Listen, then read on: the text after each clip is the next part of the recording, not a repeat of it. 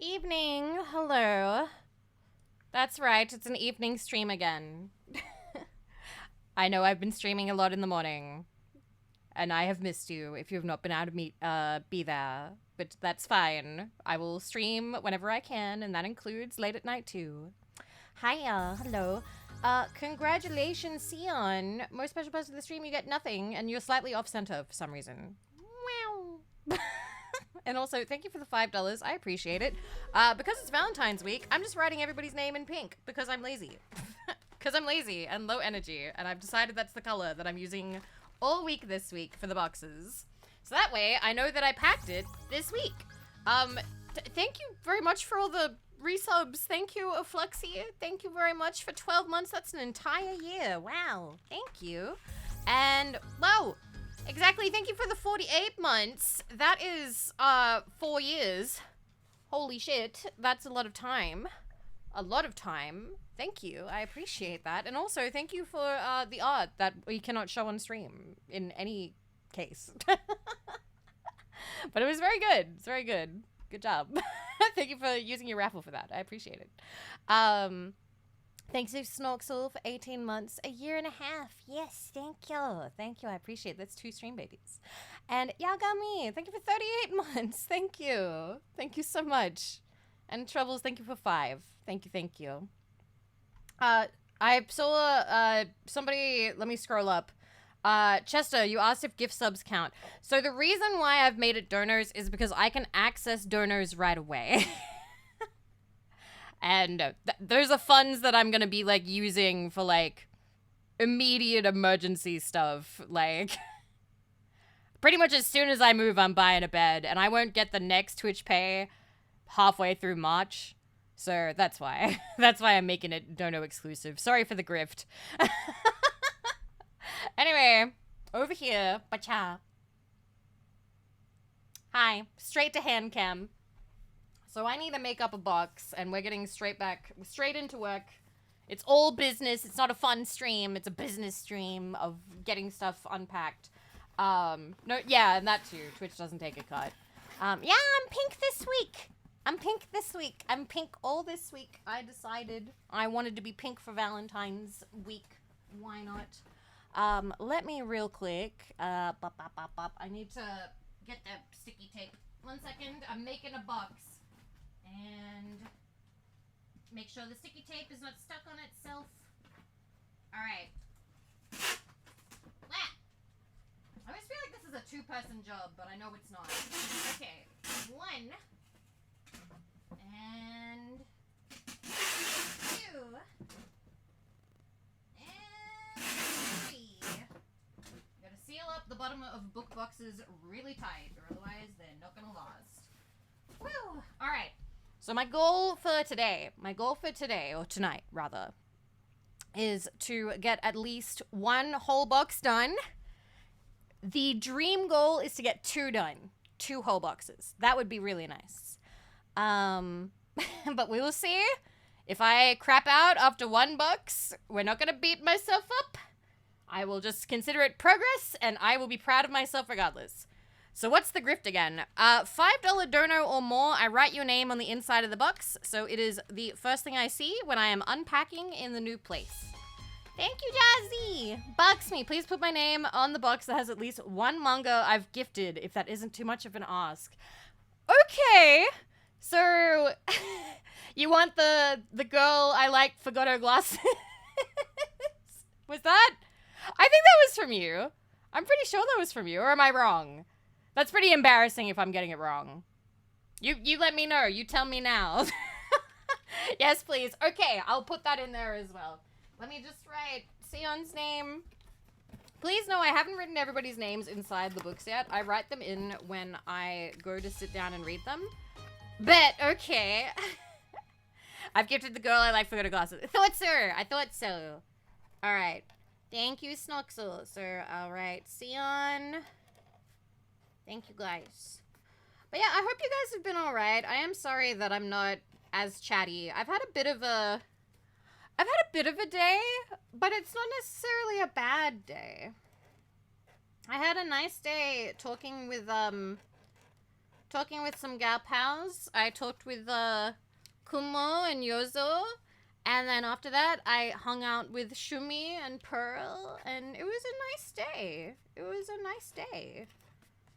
I don't know. I'm just in a very sort of like loved up mood at the moment. It's like, wow, everything's gonna be all right.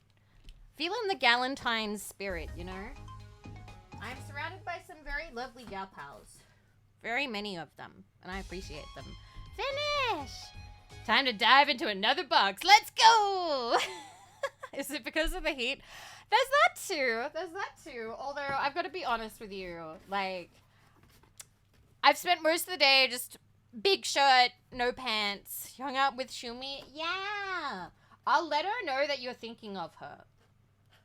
Because I know that she gets nervous about having been gone for a little while. And I tell her that that doesn't matter. That people are excited for when she comes back. Lewd. Oh, come on. Like you don't sometimes spend days just wearing a big shirt and no pants. Come on. It's like the outfit of like hot weather. Anyway, thank you. Thank you, Finish. Thank you, Snuxel. All right. We got our box made up. I also dragged a bunch of books out here from the other room. So that way I'm like cleaning up both rooms. Were you there when the mic arm issue? Yes. All the little plasticky things snapped off and caused her great distress. My hot weather of minus 14 degrees Celsius. Well, we can't all live in super cold areas. Limeful, thank you. Limeful Juice slid $10 across the table. My quest to get into at least one box every stream shall continue. Also, box time. Box time! Box time! Thank you, Limeful. I'm just gonna have some Coke real quick.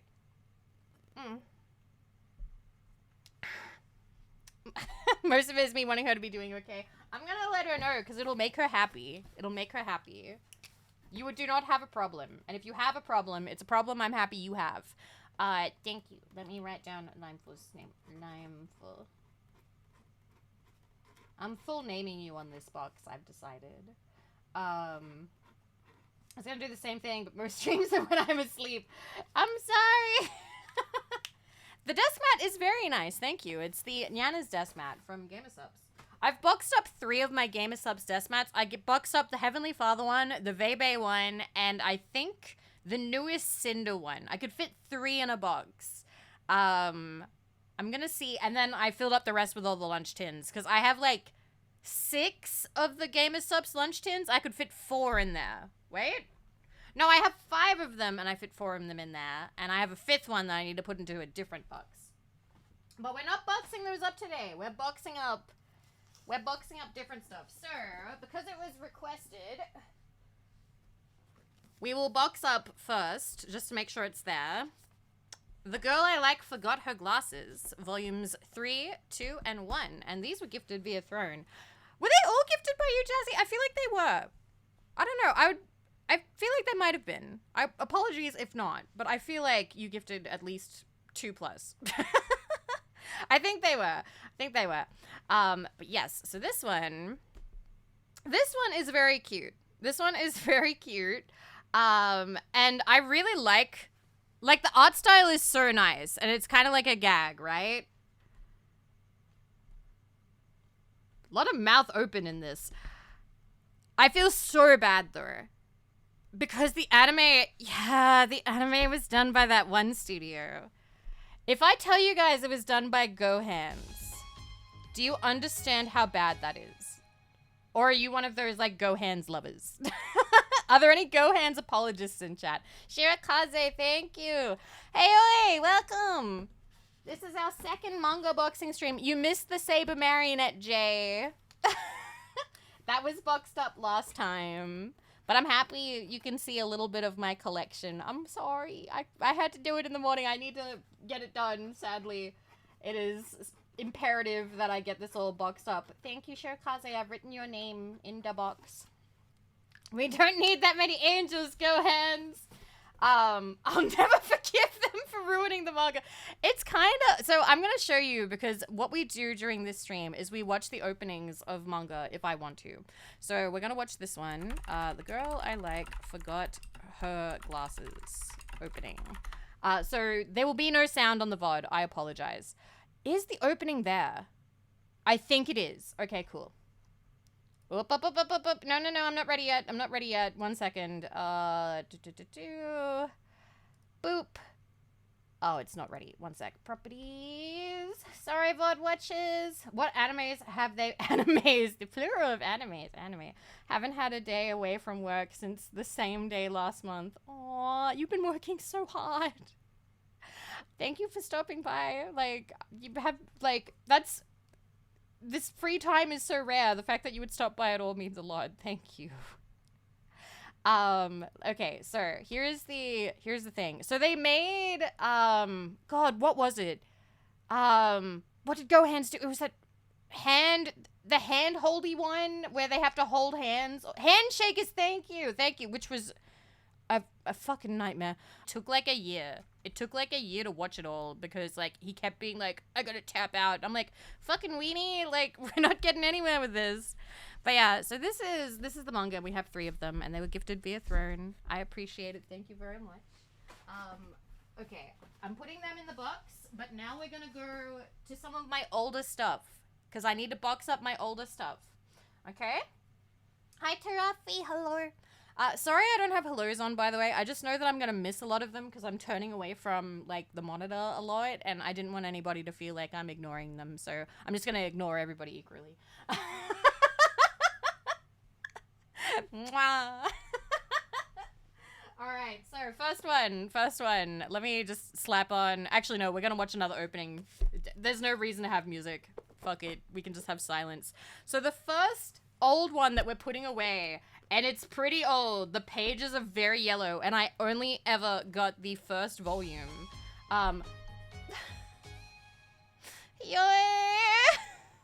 HUE 117 slid $200 across the table.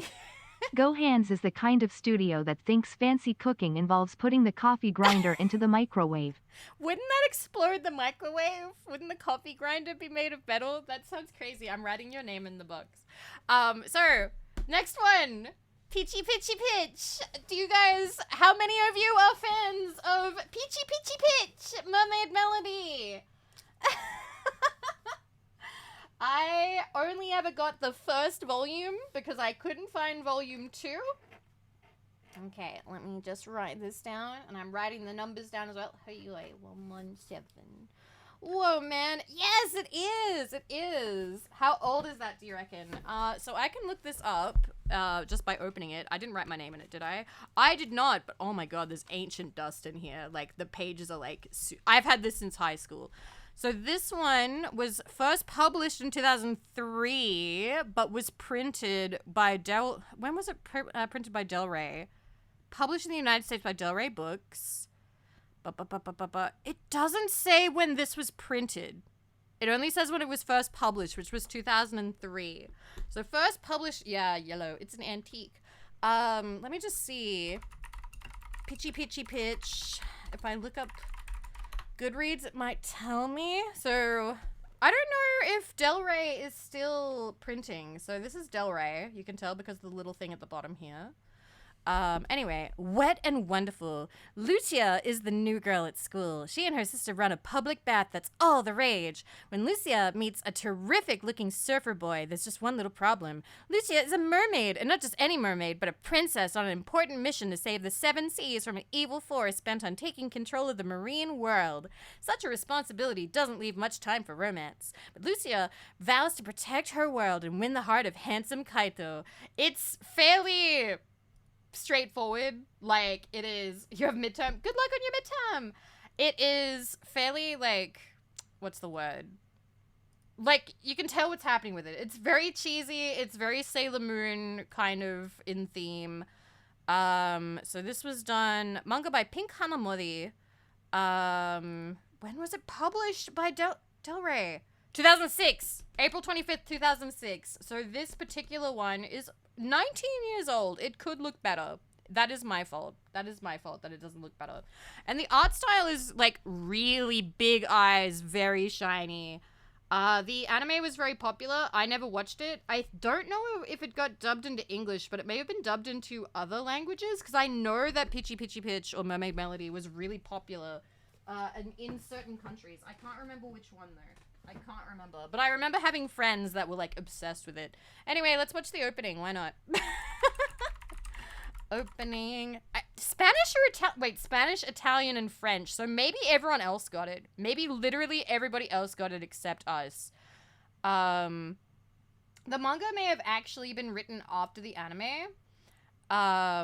Okay. So this video is 18 years old. So that's 1 year after this volume was printed. So let's... Live start!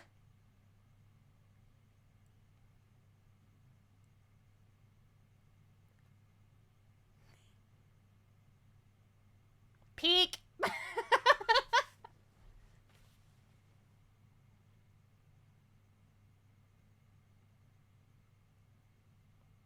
Hey, yo, thank you again. 200 is a lot of dollars, and I really appreciate it. Thank you. You can be in all the boxes tonight if you would like. It's probably only going to be 1 or 2.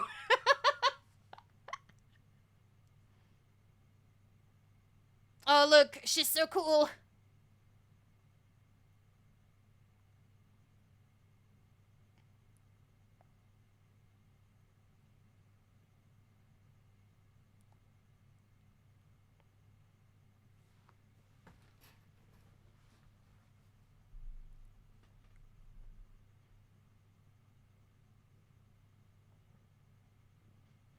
Back when they would do the whole animation and none of it was CG.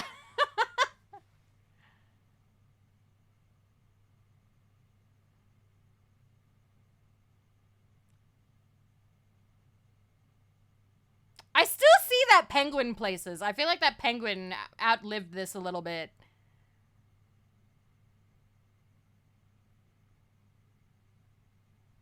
Hi. Cute. Okay, so that was Mermaid Melody, which is the first one in the pile. The second one in the pile does not have an anime, okay? So back to basic music. Back to basic music.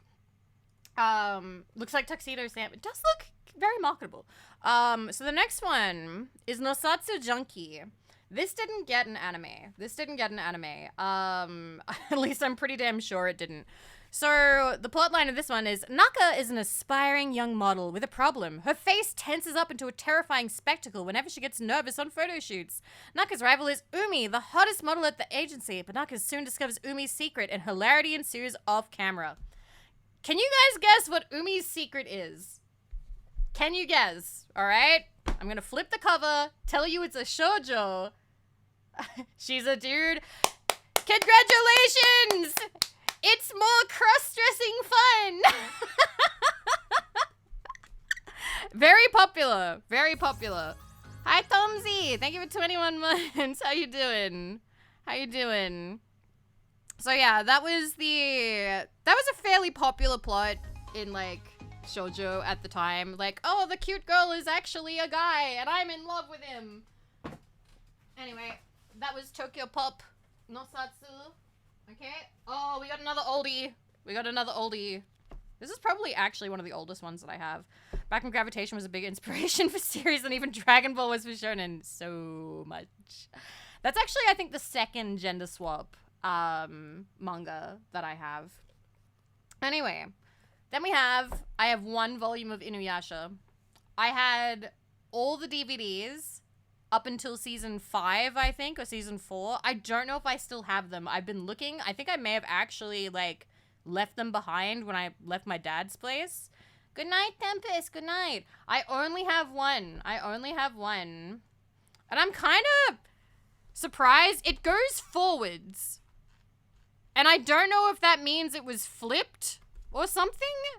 But I don't know if Inuyasha was printed forwards or backwards.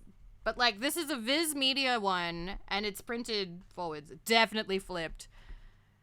So it's kind of a... Wait, did that just say fap?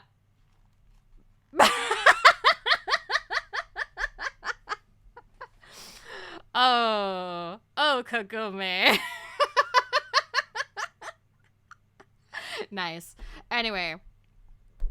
So, this one is a relic. This one's an absolute relic. I don't know if I would actually finish the set of this or not if it's been flipped, because I could probably buy it unflipped. But I'm keeping it for now. Keeping it for now. We put Inuyasha aside. Oh, fuck. I just realized I left one volume behind, so I'm going to have to run away in a second and go grab it.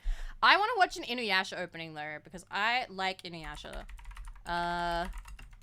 And we're going to watch the classic. We're going to watch the classic first one, because it's too good. 13 years ago. Let's go. Look.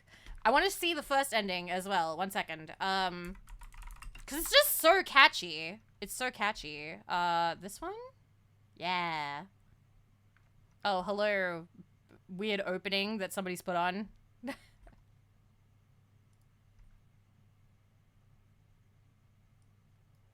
Koga had bitches. Like, you know, people liked Koga. And that's true. People did. But you were not part of the majority, okay? The majority of people on Quizilla liked Sesshomaru, or Seshi, as they would call him, and then Inuyasha, and then Koga, and then there's this dude from, like, season 4, let me see if I can find him, actually. He's in one of the openings. This is, like, opening 4. Let me see. I can literally find it. Was it 4 or 5? Just gotta check. Opening. I don't know. Was it 5? Okay, I'm just gonna real quick. I don't think it was 5. I think it was 4. Okay. Let me see here. Where's the love for Midoku? No, none of the girls when I was younger liked Midoku, okay? Like, pervert characters didn't get a lot of love from, like, teenage girls.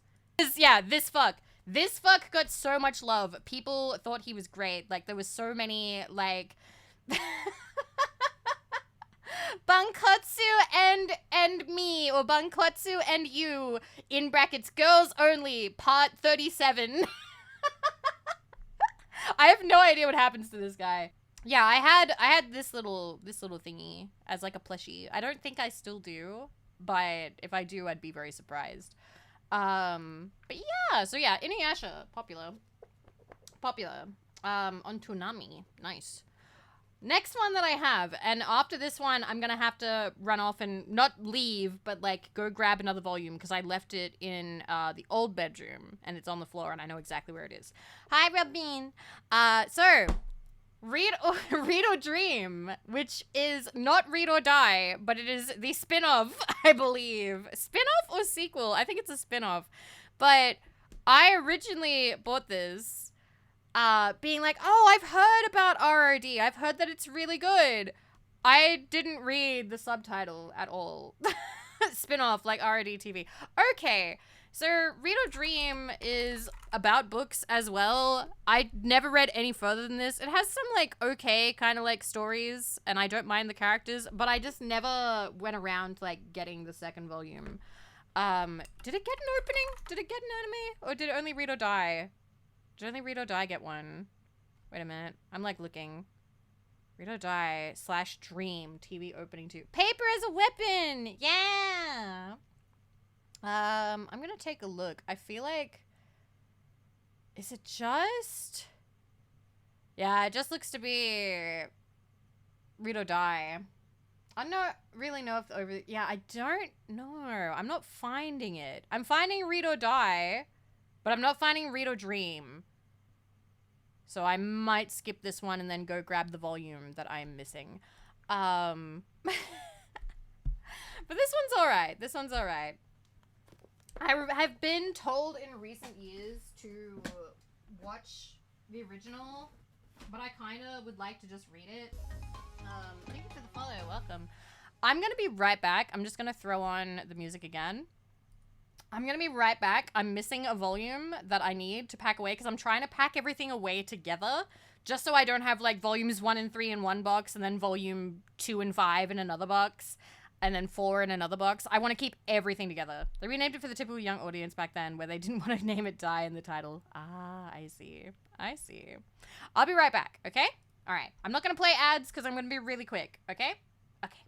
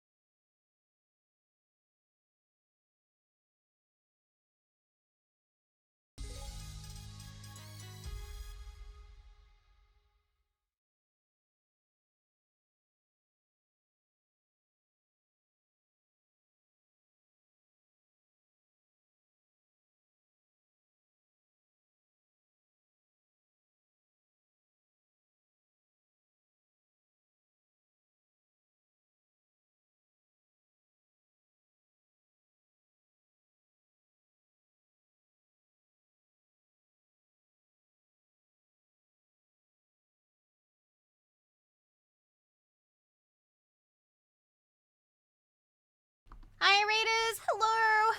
I'm back. Hello. Scaletta. Thank you for the raid. Hello. How are you? How are we? Let me get you a shout out. Oh, you already got one. Okay, thank you, Afro. Thank you. How is Super Seducer? Did you do good, or did you pick all the cringy options for funnies? Mad respect for either. Another Aussie. Yes, I'm Aussie. Aussie. Oi, oi. Oi. How we doing? Welcome. I'm Vivi of Vividly Vivi, and I'm radioactive Australian VTuber. And here we do whatever the fuck I want. Ba-bang. Thank you, Ninx, for $5. I'll write your name inside the box. So, hello, Raiders. We are packing up my manga because I am moving. Because I am getting divorced. Well, we were engaged. I love introducing myself that way now. I'm only going to have that impact for like a couple of weeks. So we may as well have fun with it. Oh dear. Hi, Fruity. So I'm packing up my things because I'm moving away. I'm not sure that was threat shows, but we were wanting to learn how to talk to girls. I didn't know it wasn't satire. It's not satire. It's not. It's 100% genuine. 100%. It's crazy. But yeah, I am packing up my manga. I have a lot of manga. We've already packed up one whole box, and we already packed up 2 books of like boxes of hardcovers, but now we're just exclusively doing like manga and light novels and stuff. So I'm doing my best to like keep these organized, and I am writing people's names in if they donate $5, so that way it is the first thing I see in my new place. You're moving to? I just moved to. Yes, I am moving from New South Wales to South Australia. I am looking forward to it. It's going to be a nice change. I'm just going to write Nynx's name real quick. There we go. Done. All right. I'm sorry to hear it. It's all right. It's all right. It was a mutual decision. It was a mutual choice. We had one of those adult conversations where we were like, hey, actually, this isn't working. Don't worry, I got all my crying done in the first week, so I'm a lot more chipper now. Anyway, I'm having a lot of fun actually going through my collection. And I was just about to show my next one. This is making me anxious about a few months from now when I know I'll have to pack up and move for work. I wish you streamed so I could see all the stuff, because you have so much stuff. Can I come help? Can I pack up all your stuff so I can look at it? Because you have so much. Pink Vivi makes me miss Bimbo Vivi. She was cool. What, Blonde Vivi? I liked her. That was a fun design. Maybe someday. But yeah. So I will show this series next because I'm kind of proud of it. Because it's a good one and it's also popular. But I'll just show you this one, which is Absolute Boyfriend, Volume 6, 5, 4, 3, 2, 1. Zetai Kadashi. And yes, that is a naked robot man on the cover. Named Night, I believe. Night, if I remember correctly. But this one, so this is published by Changyi Publishing. If you see this little symbol at the bottom. So these were published in, I believe, Indonesia and Australia. And I love these because they come with the cover. Like the little cover that peels off. And sometimes there'll be like little illustrations and things on here. And then you get to cover it up with the dust jacket. Tokyo Pop doesn't have that. Tokyo Pop is just a paperback. Similarly for Del Rey, and I can't remember who the other one was back then. Was it? It might have been Seven Seas? I can't remember. But I really liked Changyi for that. Like, it was really good. But the problem with Changyi now is if you're missing a volume in your collection, it's a fucking nightmare finding it. I will show you. I have one set, and I'm missing volume 5. Only volume 5. And if I want to get volume 5, I have to buy the entire set again on eBay. I begged someone on eBay to just sell me volume 5 for the full price of the set, but not to send me the rest of the set. And they were like, why don't you just buy the rest of the set? I'm like, because I don't want to be burdened with the rest of the volumes, because if I take them, I don't need them. I'll have double up, and there's no way that I can get rid of the set, missing the 5th. And they were like, well, then that's the problem that I have. So, like, I'd rather just give this whole set to somebody who wants it. And I'm like, oh, I should have offered them double. Give them to a friend. I don't know anyone who would want it. And I'd be worried that, like, they'd throw it away or something. Like, I want it, like, I have a problem where I don't want... By the way, I'm sorry that my nails are filthy. I've been, like, moving shit all day, like, boxes and stuff. I don't want a library... Libraries throw books away all the time. I'm not kidding, they do. Libraries throw books away all the time. They also get rid of books that aren't borrowed enough. Manga, in particular, gets manhandled pretty hard. Manga does not have a long life on library bookshelves. Libraries, as a last-ditch attempt, will try to sell stuff.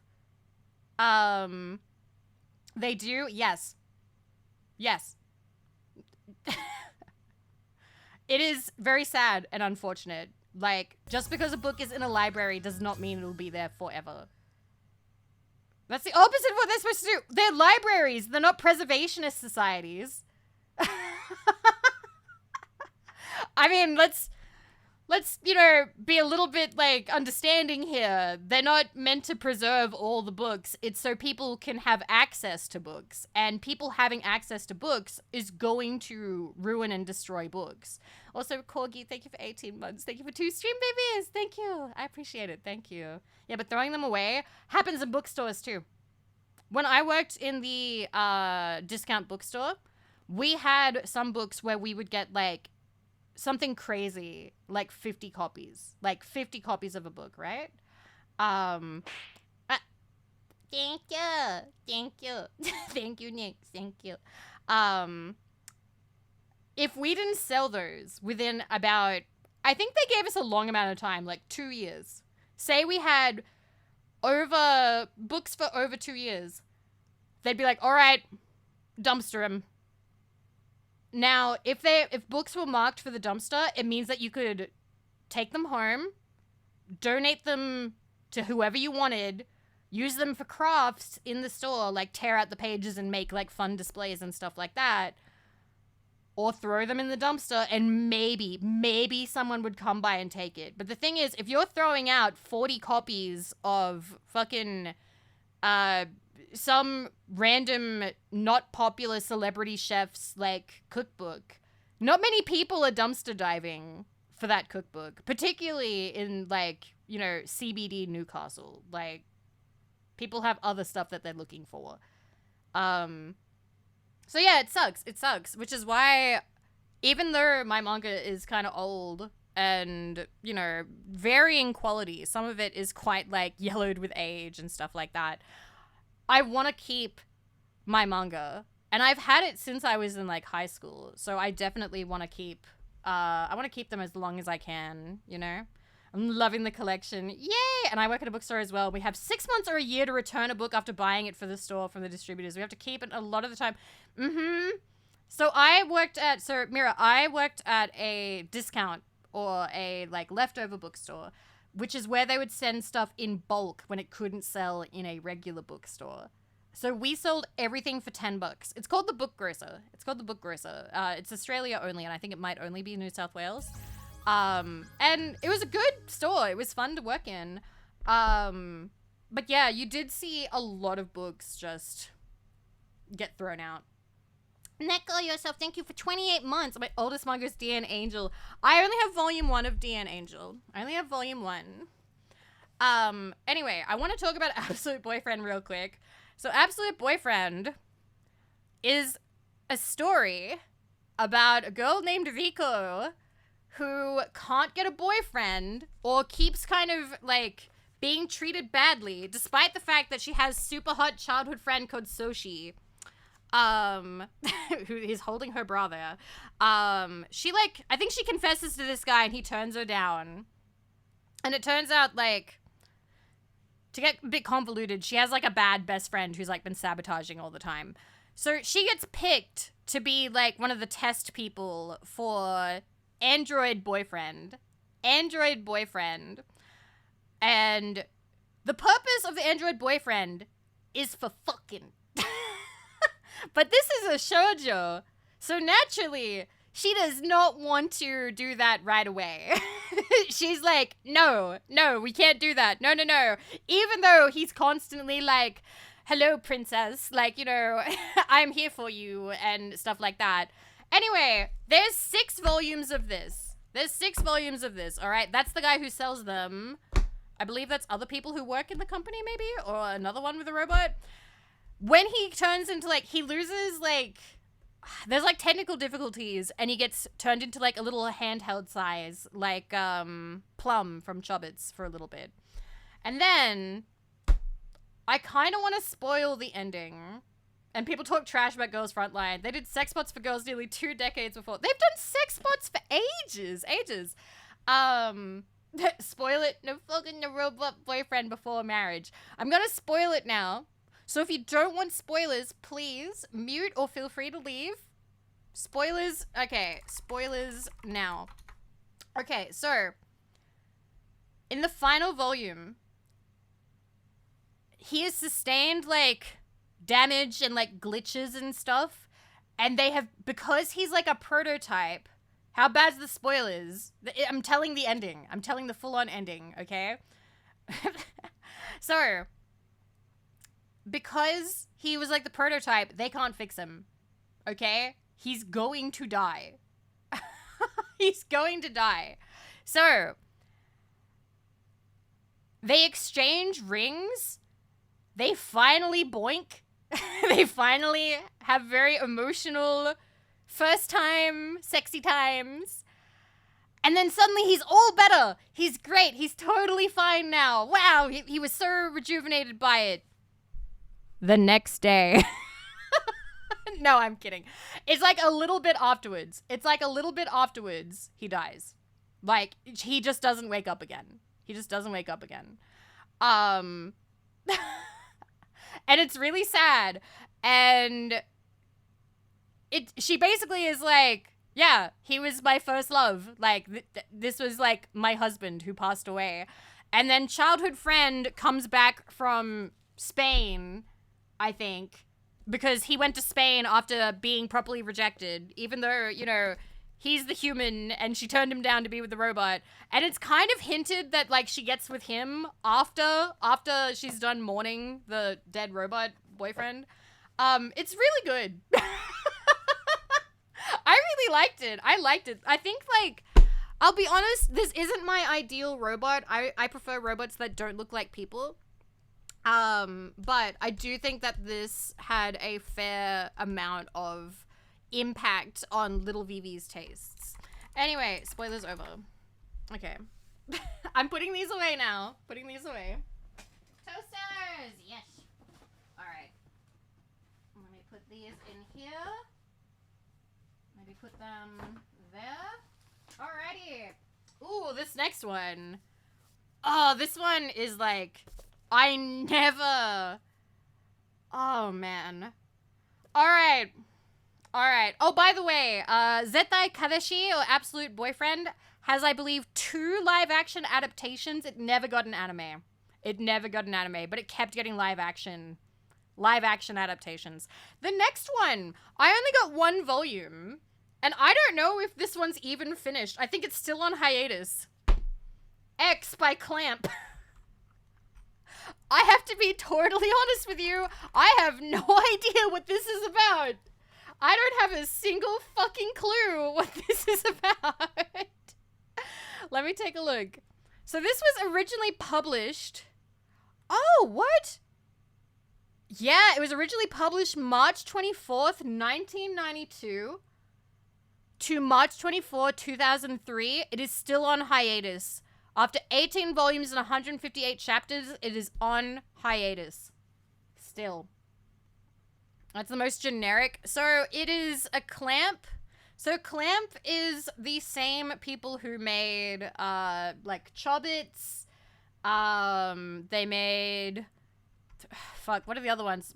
Well, they made Code Geass. What is it? XXX Holic, Sakura, Chobits, Superstar Reservoir Chronicle. Yeah, 20 years, the creators just dropped it. So, it is very dead. I'd be very surprised if they ever came back to this. Very surprised. It has a very interesting kind of art style. It makes no sense to me. When I tried to read it, it didn't make any sense at all to me. I don't know what it's about. Like, they made the character design for Code Geass. I really dislike most of their stories. So, I don't know if this one's been flipped, because it also reads front... Yeah, it says the English edition. So it reads this way. So it may have been published at a time where they didn't trust people to read the proper way, you know, back to front. Definitely flipped if it's that old. Their destiny was foreordained. The end of the world looms near. Seers and prophets alike brace themselves for the maelstrom of destruction that will soon begin. But one figure dominates every vision they have. A mysterious boy who commands the dark forces. The fate of the world lying heavily on his shoulders. That's an M. Who proofread this? Madman, what are you doing? Kamui, the harbinger of death. Kamui, the savior of mankind, which is the real Kamui. The Christian era, 1999. I think this may have had an anime opening. I've never seen it, but I would like to take a look. Why not? Okay, X-Clamp opening 18 years ago. Bop. Give me a sec.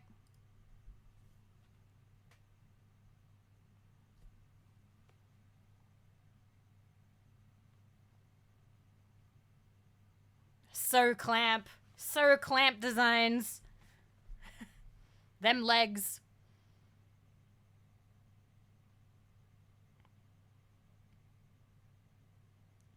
Vivi stream crashing for you? I'm sorry. Everyone else okay there? I mean, say what you will, I kind of like the art style in the anime. You're fine? Okay.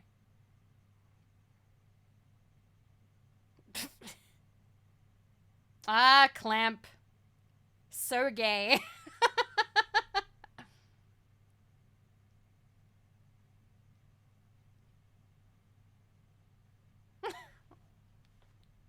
I have another stream on at the same time. I don't know what to tell ya.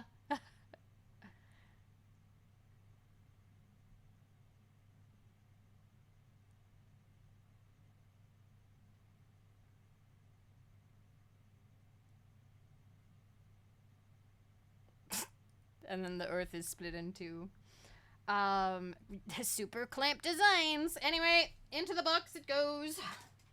Into the box. Alright. Alrighty, the next one is a favorite of mine. By X, we have Shugokata, which I have 3 volumes of. Why is her face dirty? These have been sitting in a box for a while, so they are a little bit filthy. I apologize. But Shugokata, I forget how many volumes this had, but I watched all of the anime. I've watched all of it. Egg, yes, this is Peach Pit, who also did Rosen Maiden, which we boxed up last stream. Which Sugar Color is very popular. At least I'm pretty. It might be getting a new manga or something. So this one. Who do you want to be? Everybody at Seo Elementary thinks that stylish and super cool Amu has it all, but nobody knows the real Amu, a shy girl who wishes she had the courage to truly be herself. Changing Amu's life is going to take more than wishes and dreams. It's going to take a little magic. One morning, Amu finds a surprise in her bed. 3 strange little eggs. Each egg contains a guardian character, an angel-like being who can give her the power to be someone new.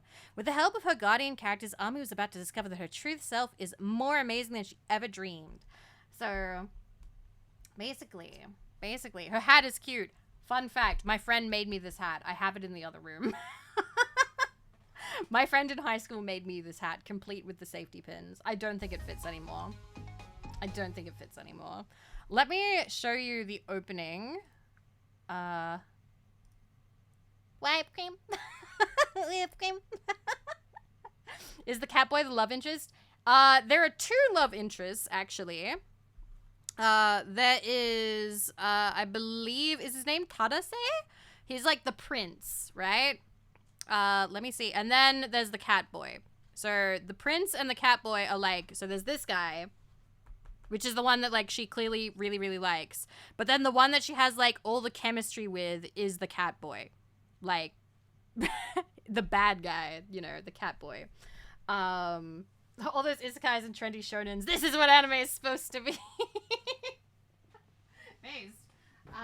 But that's Shugokata. Shugokata was very popular. I see on like my Twitter feed all the time that a bunch of like VTubers love Shugokata.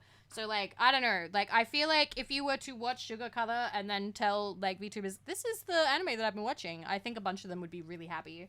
They'd be like, oh my god, I love that one. Alright. Next one definitely doesn't have an anime because this one was published in a newspaper originally and then published by Tokyo Pop.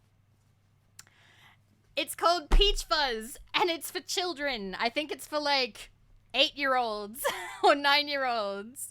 And it's about owning ferrets. So there's 3 volumes of it where they own ferrets. I bought this when I was in high school. Hell yeah, ferrets. This actually put me off ferrets. This put me off ferrets pretty hard. You're sold? As a kid, this made me scared of ferrets because they bite in this like manga, whatever you want to call it. They bite viciously a lot and they talk about how they stink pretty badly and they require like a lot of help. Yes, it's very how to draw manga. It's very how to draw manga. Like, look at it. The typesetting is terrible. I don't know what this cartoonist is doing anymore. I don't think they do manga anymore. This is definitely one of those ones that you're not going to be able to, like, find readily. To be fair, the animated ferret looks horrifying. Yeah, she's kind of a bitch. I love ferrets. They're so cute. I think, I believe Pearl had a ferret. So I know people who've had ferrets, but I like low maintenance pets. I don't think I could handle one. I think it would be too much for me. Okay, I'm gonna put this one in the middle. Okay. Alright, next one. Oh boy. Alright. I gotta straight up admit this to you. I haven't read this. I think I bought this one, and then it ended up on my shelf in Wagga Wagga, and I did not actually read it, and then it got boxed up, where it remained in a box until now, where I've pulled it out to put it into a different box. And that is the Ruby manga adaptation. So, I don't know if this is good. I don't know. Understandable. I don't know if it's good. I don't know if it's bad. I don't know. I hear a lot of opinions about Ruby in passing. Where some people... So I remember Jem, who started doing ASMR with me back in 2019. We watched, I think, a season of Ruby. I can't remember any of it. Honk, honk, honk, honk, honk, honk, honk, honk, honk, honk, honk, honk, continued. Hello, Goose. Hi. Thank you for 35 months. Thank you for resubscribing. How are you? Welcome, welcome. Hi. We are packing things up. So I don't remember shit about RWBY, but I know that there are people who love it. I also know that there are people that say that it gets really bad after like a particular season. Or that there's some writer who fucked it up, or there's something at some point it got really bad. Miwa Shiro version of the manga, very nice art. Yeah, the art looked really nice, which is why I picked it up, but I don't know shit about it. Like, this looks nice to me. It looks nice, but like I have not sat down and read it. The cover is like a little bit shorter than the pages. I think because it has this like color print insert. Kind of neat. Oh, it's a couple of them, actually. So there's like a little bit in color at the very beginning. Don't care about RWBY beyond Monty Ohm fight choreography. It's all about style over everything else. Okay. But yeah, so this is one that I have. I don't know anything about it other than that. I can see your hands. Yes, you can. Hi. It's not much of a hand cam stream if I don't show my hands. All right. We got a couple more old ones, and then we're going to start packing up the shelf behind me. All right? So, more old ones. Damn it, Vivi. Hee hee. Hee hee. I have 1 volume of Bleach. I bought this, I believe, from Borders. The pages are ancient yellow. Ancient yellow. Hell yeah, Bleach. So, I had 1 volume of Bleach. I think I had 2 or 3 volumes of Naruto, and I had maybe 2 or 3 volumes of One Piece. Bleach was my gateway. Bleach is good. I would like to watch the first opening of Bleach, because I do actually like the first opening of Bleach.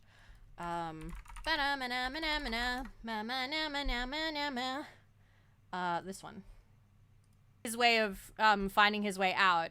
Meanwhile, the Naruto stuff was kind of like, eh. But then you've got Oda, who knows exactly what the fuck he's doing from, like, years ago. I kind of want to watch the 3rd ending, because I do really like the 3rd ending. Give me a second. Bleach ending 3, because I'm obsessed with it. Hokiboshi. Yeah, we'll do the one where it's all of them. Because it had, like, a bunch of different... It showed all the different squads. I love this song. I love it. Best ending. Yay! Nawata benai. Hokiboshi ni nareta naraba.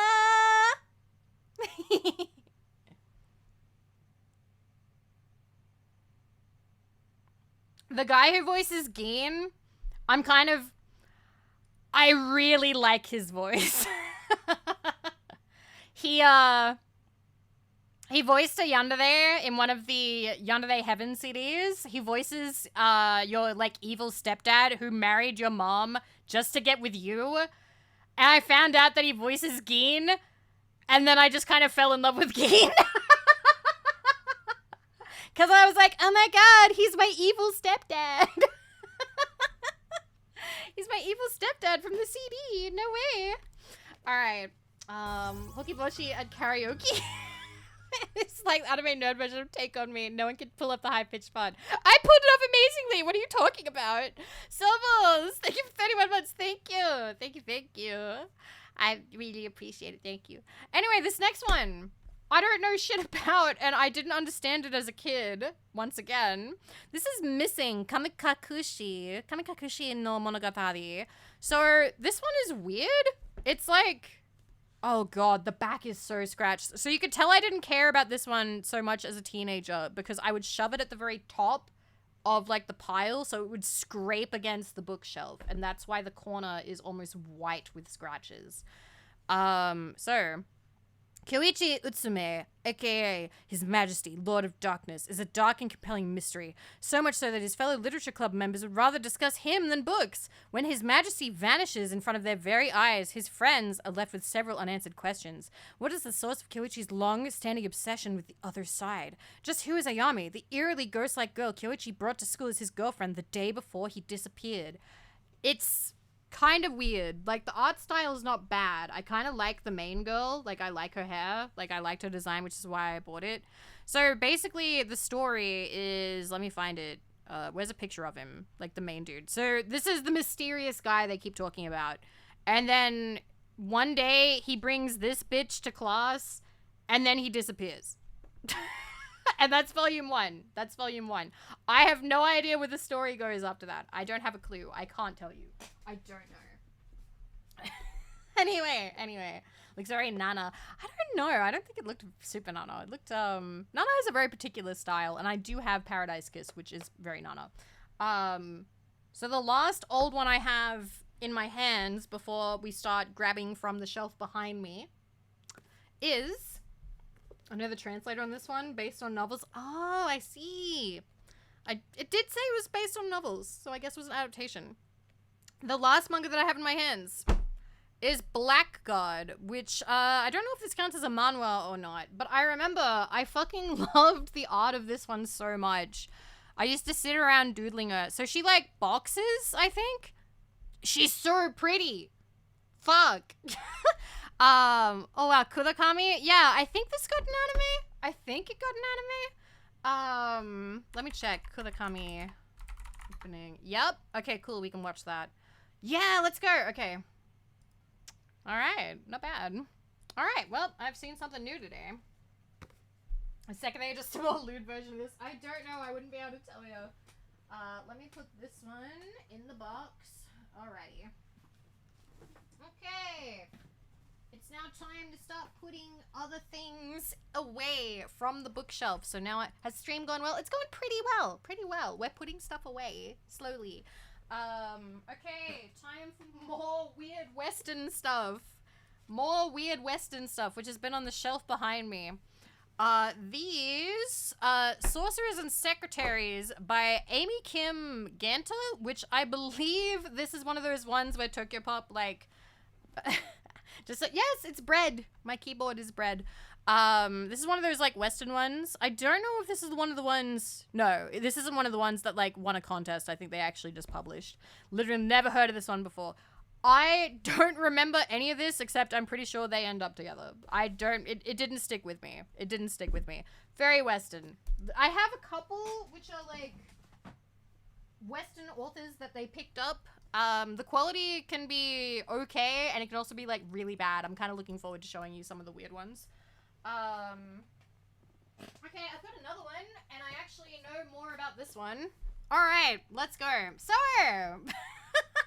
this one, if I remember correctly, this is Fool's Gold by Amy Rita Hadley. Volumes 1 and 2. So, 1, it is sort of, how do I put this? I think that this was a contest win, I think, where the winners were given, like, a 3-volume deal, okay? Like, you submit, like, a thing with Tokyo Pop, and Tokyo Pop was like, oh, we'll publish, like, 3 volumes of your stuff. So, Amy Rita Handley, yeah, Peach Fuzz was the same. Amy Rita Handley submitted Fool's Gold, which is a story about, like, Pride and Prejudice, okay? But the setup is, Penny is, like, a fashion designer. I don't know how that gets super important, but it's kind of involved, I suppose. It's involved in the story. Her friend keeps going out with assholes. So, she comes up with the brilliant idea of what if all girls banded together in the school and banned each other from dating guys that they didn't all collectively agree were dateable.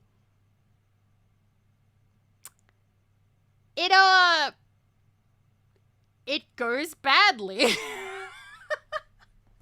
it goes badly.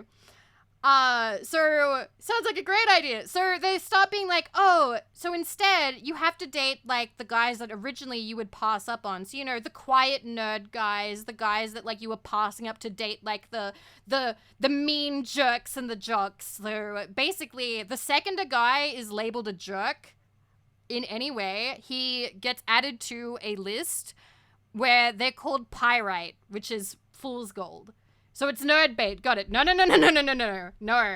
Because Penny gets with a quiet loner guy who's like meant to be like really, you know, oh, he's like quiet and kind of nerdy and he hides under his hair.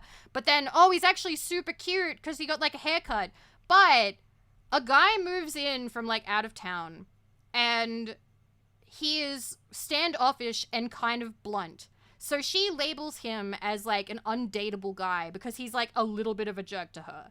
But it turns out that the new guy, actually, that's just a self-defense mechanism because teenagers, guys and girls, can kind of be kind of assholes when they're in a new school and they don't know how to deal with other people. So the complication is she has labeled a genuinely okay guy as undateable. And then the guy that she, like, pairs herself up with, who, you know, they were like, oh, he's, like, super sweet, and he's, like, a hippie and really nice. He ends up being some sort of, like, psycho stalker controller guy who's, like, super intense. And it's like, oh, turns out you don't know who's good and who's bad because you're a stupid teenage girl. So it's very complicated. It was complicated in that way. Volume 2 ends on a cliffhanger of her kissing the guy that it's Pride and Prejudice, but high school edition, yes. Ends with her kissing the guy who she had labeled as undateable in front of the entire school. And I remember as a kid being like, how the fuck is she gonna get out of this one? That's crazy. That's crazy. How's that gonna work? Well, guess what? Amy Rita Hadley didn't know either, because when the second volume was printed, Amy Rita Hadley got a deal with either, was it DC Comics or Marvel? And has worked with them ever since, making, you know, full-on Marvel or DC Comics fucking comic books. Big time. She had no plan for Volume 3. She had no idea where this story was gonna go. And when Tokyo Pop dropped the ball and fucking went out of business and never approached her about making a Volume 3, she was relieved. She wrote about this on Twitter. I had to dig deep to find, like, hey, so what was going to happen in Volume 3? And she's like, hey, I've got no fucking idea. She was like, I actually didn't have a plan. I didn't have a plan at all, actually. So when they fell apart, that was actually a relief for me because I had no contingency about how to end this series. So the thing is, like, it's funny because she went back and looked at this and, like, her art's not that bad compared to some of the other people who won the contest. But she still looks back on this and goes, oh, man, like, it's not very dynamic. The faces are pretty bad and stuff like that. And it is kind of interesting, but I remember as a kid, I didn't mind this too much. I thought it was alright. Endings are hard. Yes, endings are hard. But yes, that is one of the Western ones that I kept hold of. Looks like DC Comics, yes, still writes for them. So I would say she made the right decision not chasing up Tokyo Pop or giving a shit about that, because, like, She found, like, her job. She found, like, her dream. I'm happy for her. All right, let me grab some more. We're almost done with the second shelf. We're almost done with it. I'm really proud of us. All right, this next one. Yeah, I don't think the art looks bad at all. So the next one is a complete set. I don't know if this counts as manga or manhwa. This is Priceless by Youngyu Lee. Youngyu Lee, I believe, also did Moon Boy, and did they do Kiss Me Kill Me? Kiss Me Kill Me manga. Yeah, they also did Kill Me Kiss Me, which was also manhwa with a name like that. Yeah, so this is manhwa. I remember I really liked this one because, so it's really scratched up because I remember I think I took this one to school a bunch of times. So it's pretty damn old. So the main girl in this, I'm going to read it. Langbi knows the value of money. After her mother goes on the lam because of a business scam, Langbi is alone to fend for herself. She repays the people ripped off by her mom with the money she makes working for her fellow students. When Langbi pursues her love interest Dan Won, the rich heir to a corporate empire, she competes against arch-rival Yuka Lee. So, a guy shows up. So, it's the guy on this one. And he's like, hey, I'm your dad because I married your mom. And she's like, you're my age. And he's like, no, it was real love. We were really together and stuff like that. I'm your dad. So they're like living together, and that's sort of like the weird dynamic, right? That she like lives with this guy who was like in love with her mom. Anyway, she's pursuing this guy, okay, who was Dan Won, and he's like this super rich guy at school. But the thing is, she treats him like shit. Like, she puts on this really, like, fake nice face to him, but kind of treats him like crap, but he loves her. Like, the rich guy is, like, in love with her for some reason. And the art's really cute. The art's really cute. Anyway, I'm gonna spoil the ending because I feel like it was rushed as fuck and it's super weird. In the end of Volume 3, what happens is there's some kind of weird school event, whatever. And at the end of it, the rich guy basically goes, please go out with me, to her.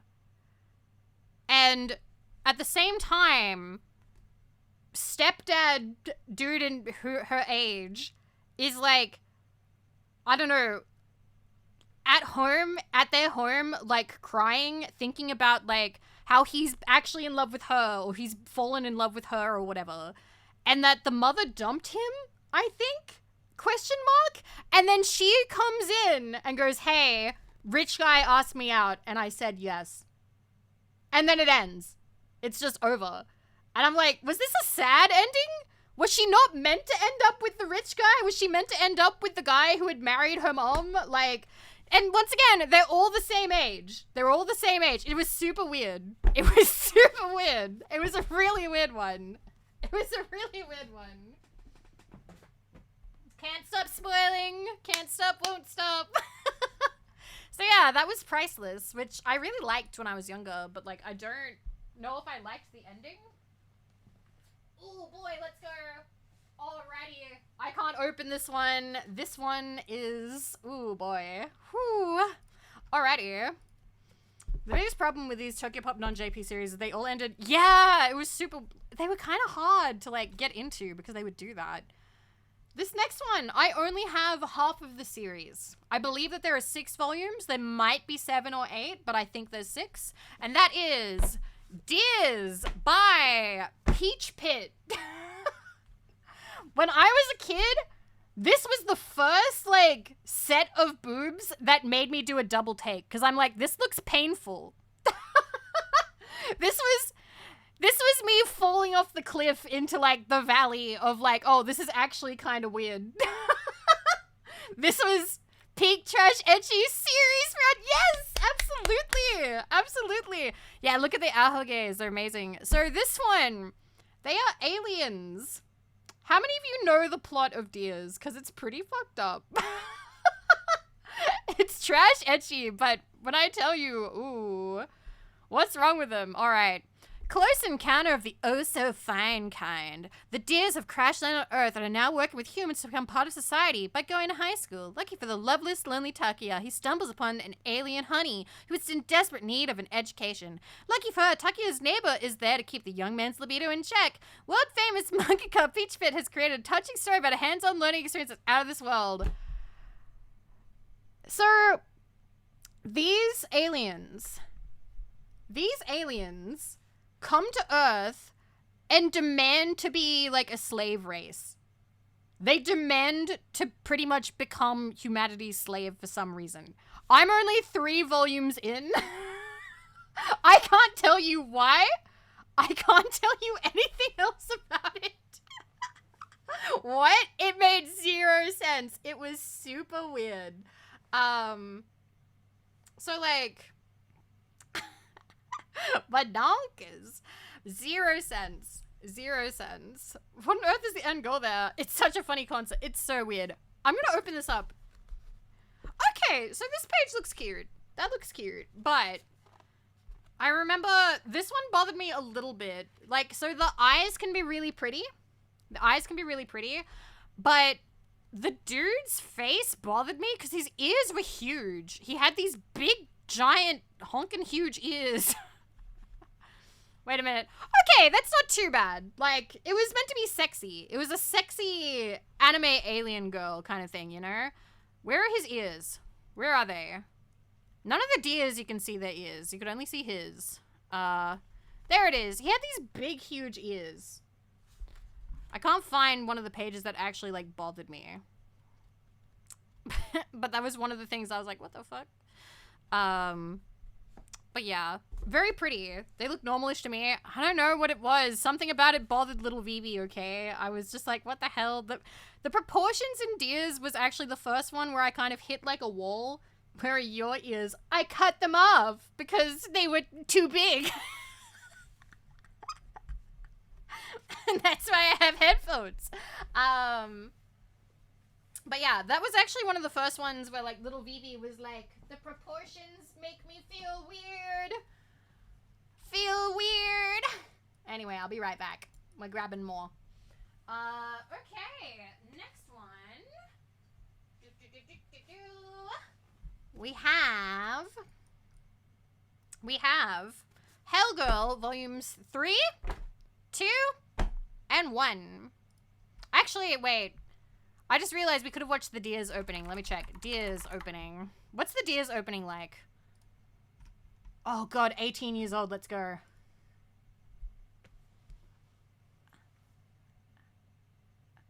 Maite? Is oof? Mwah.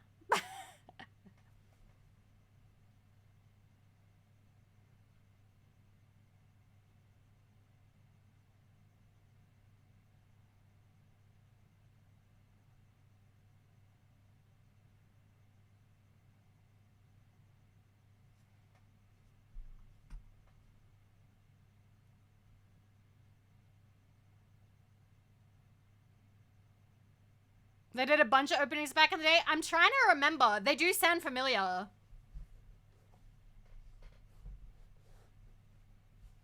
I think I just tore a huge chunk of my chair off.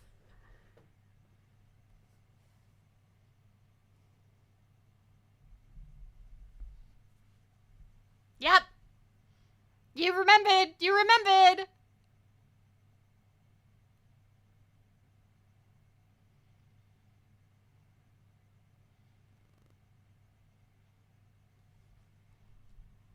So I guess if you're into, like, what is it, like, master-slave kink, you'd probably enjoy this. Oh, they're naked. I just realized. Oh. Are you kidding me? And they got the big, like, collars and everything. There you go. So yeah, that was Diaz. So... I love that you're like, holy fuck, are you kidding me? Gee, I wonder if the bondage gear and giant collar lock were clues. So, Hellgirl. Hellgirl, I'm going to show you the opening, and then I want you to look at these covers again, and tell me if you can see what the difference is, okay?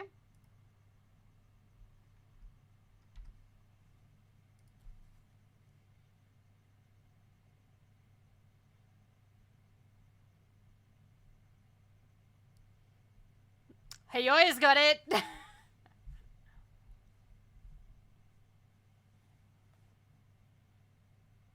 Totally different art style.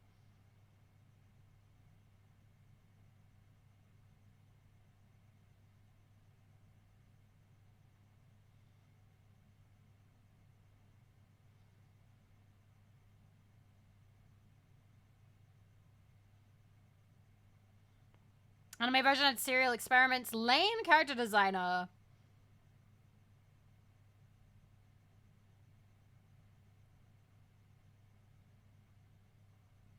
So I've never watched the anime. Never watched it. Only read these 3 volumes.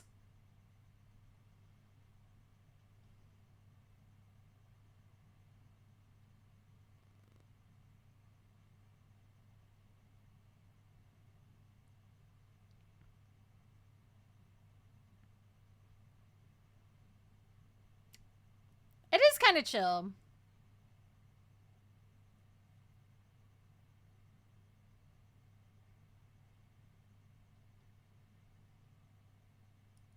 So, you can see here that the art style is 100% different. So the art style is instead very shoujo, very big eyes by Miyuki Eto. These big, huge eyes. Still goes for like a horror kind of aspect if they can. So basically, it's episodic. Every chapter is a different like character, and then they summon Hellgirl to send somebody to hell. And the whole deal is if you send somebody to hell, you are dooming your soul to hell as well. It's one of those like if you dig a grave, dig it for 2 people.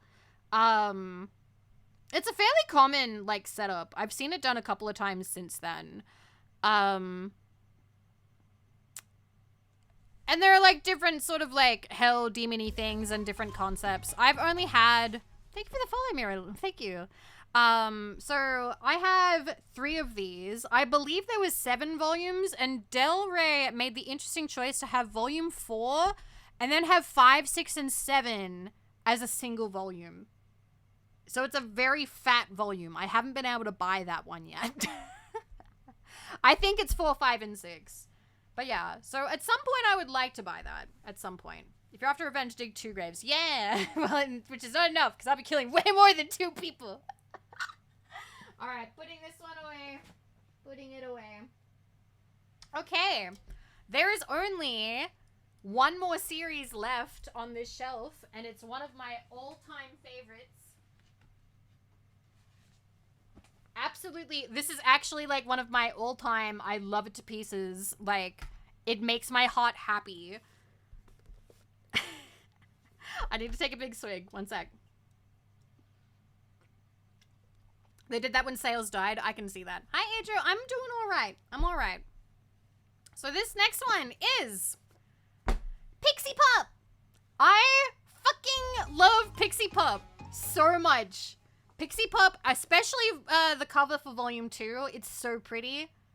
I loved the colors. I loved the eyes. I loved everything about it. Like, this was like my favorite kind of style. So the setup for Pixie Pup, you have a lot of obscure. I do. Thank you for noticing.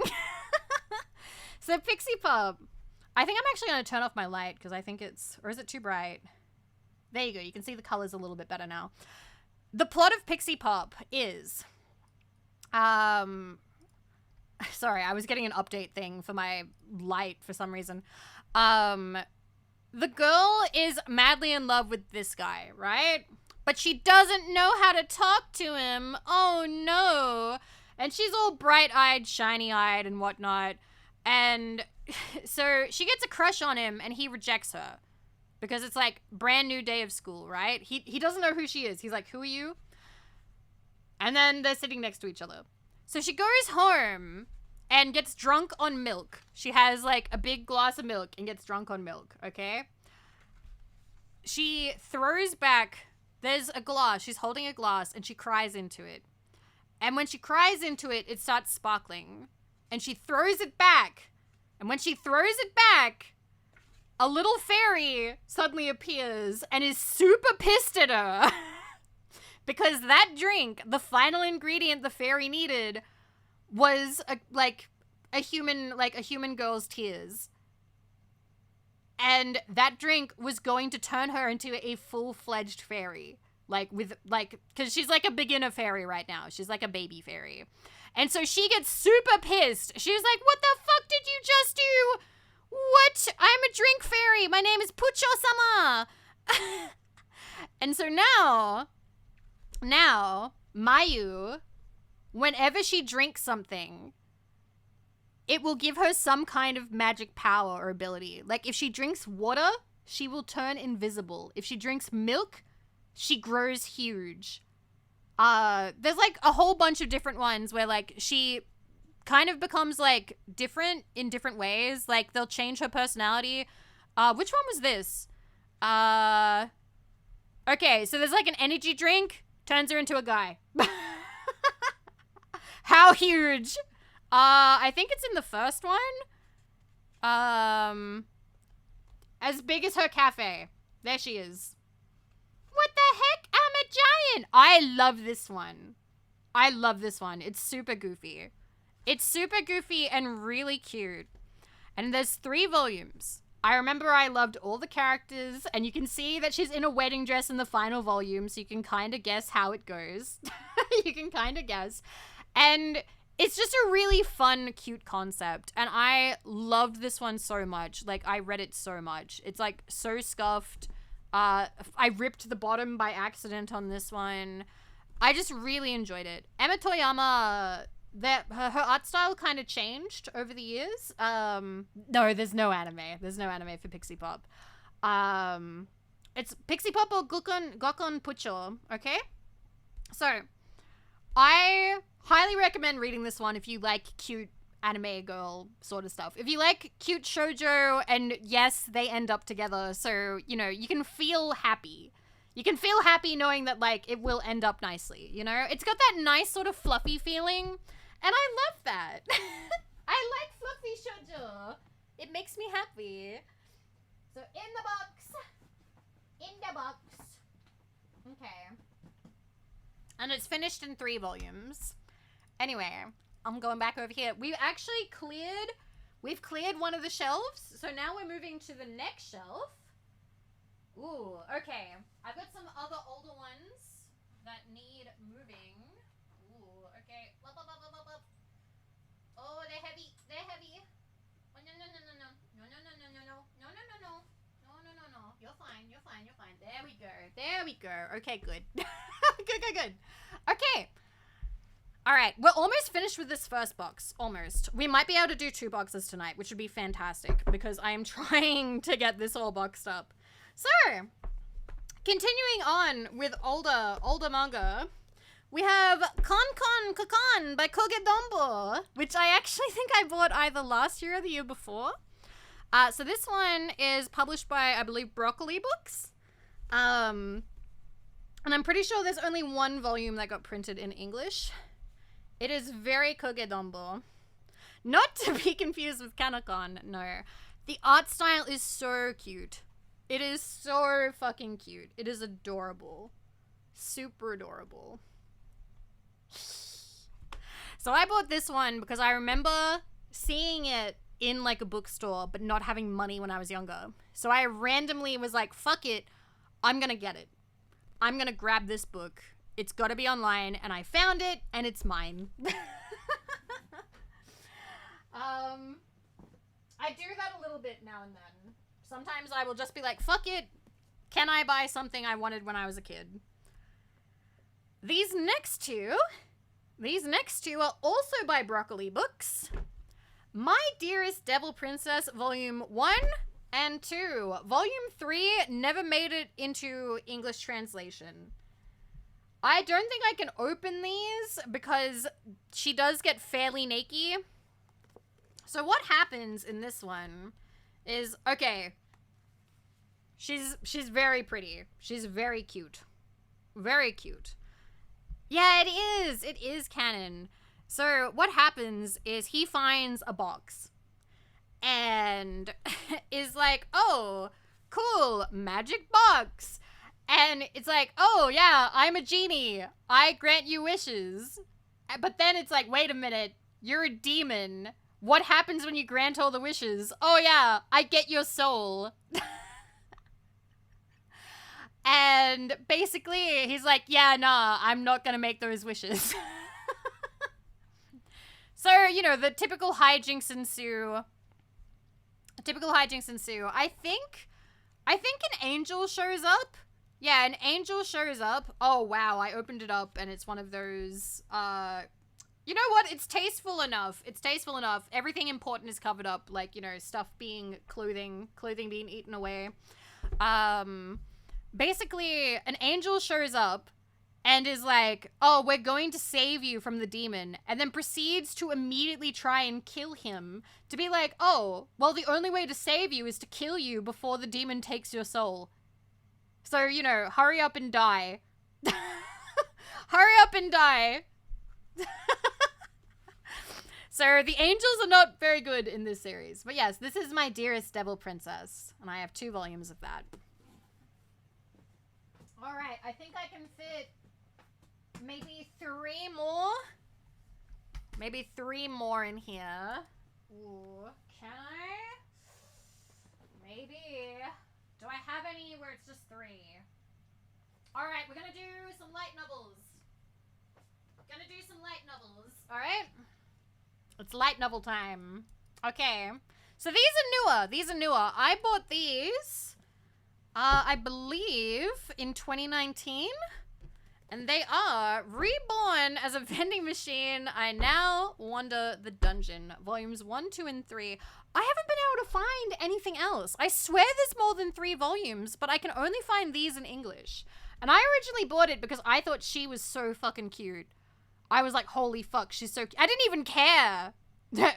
Reddit? Is that Reddit or Read It? Because I haven't read these yet.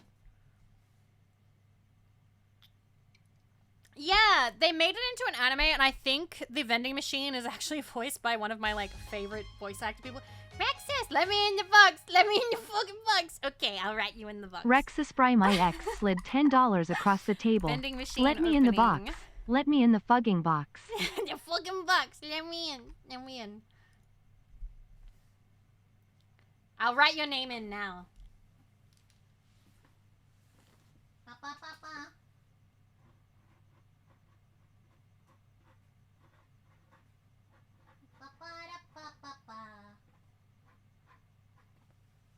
Okay.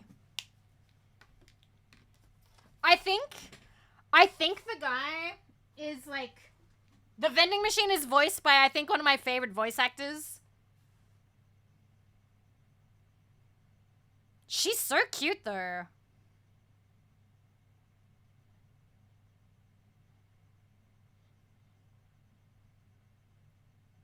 Is that freaking Brady? Is it?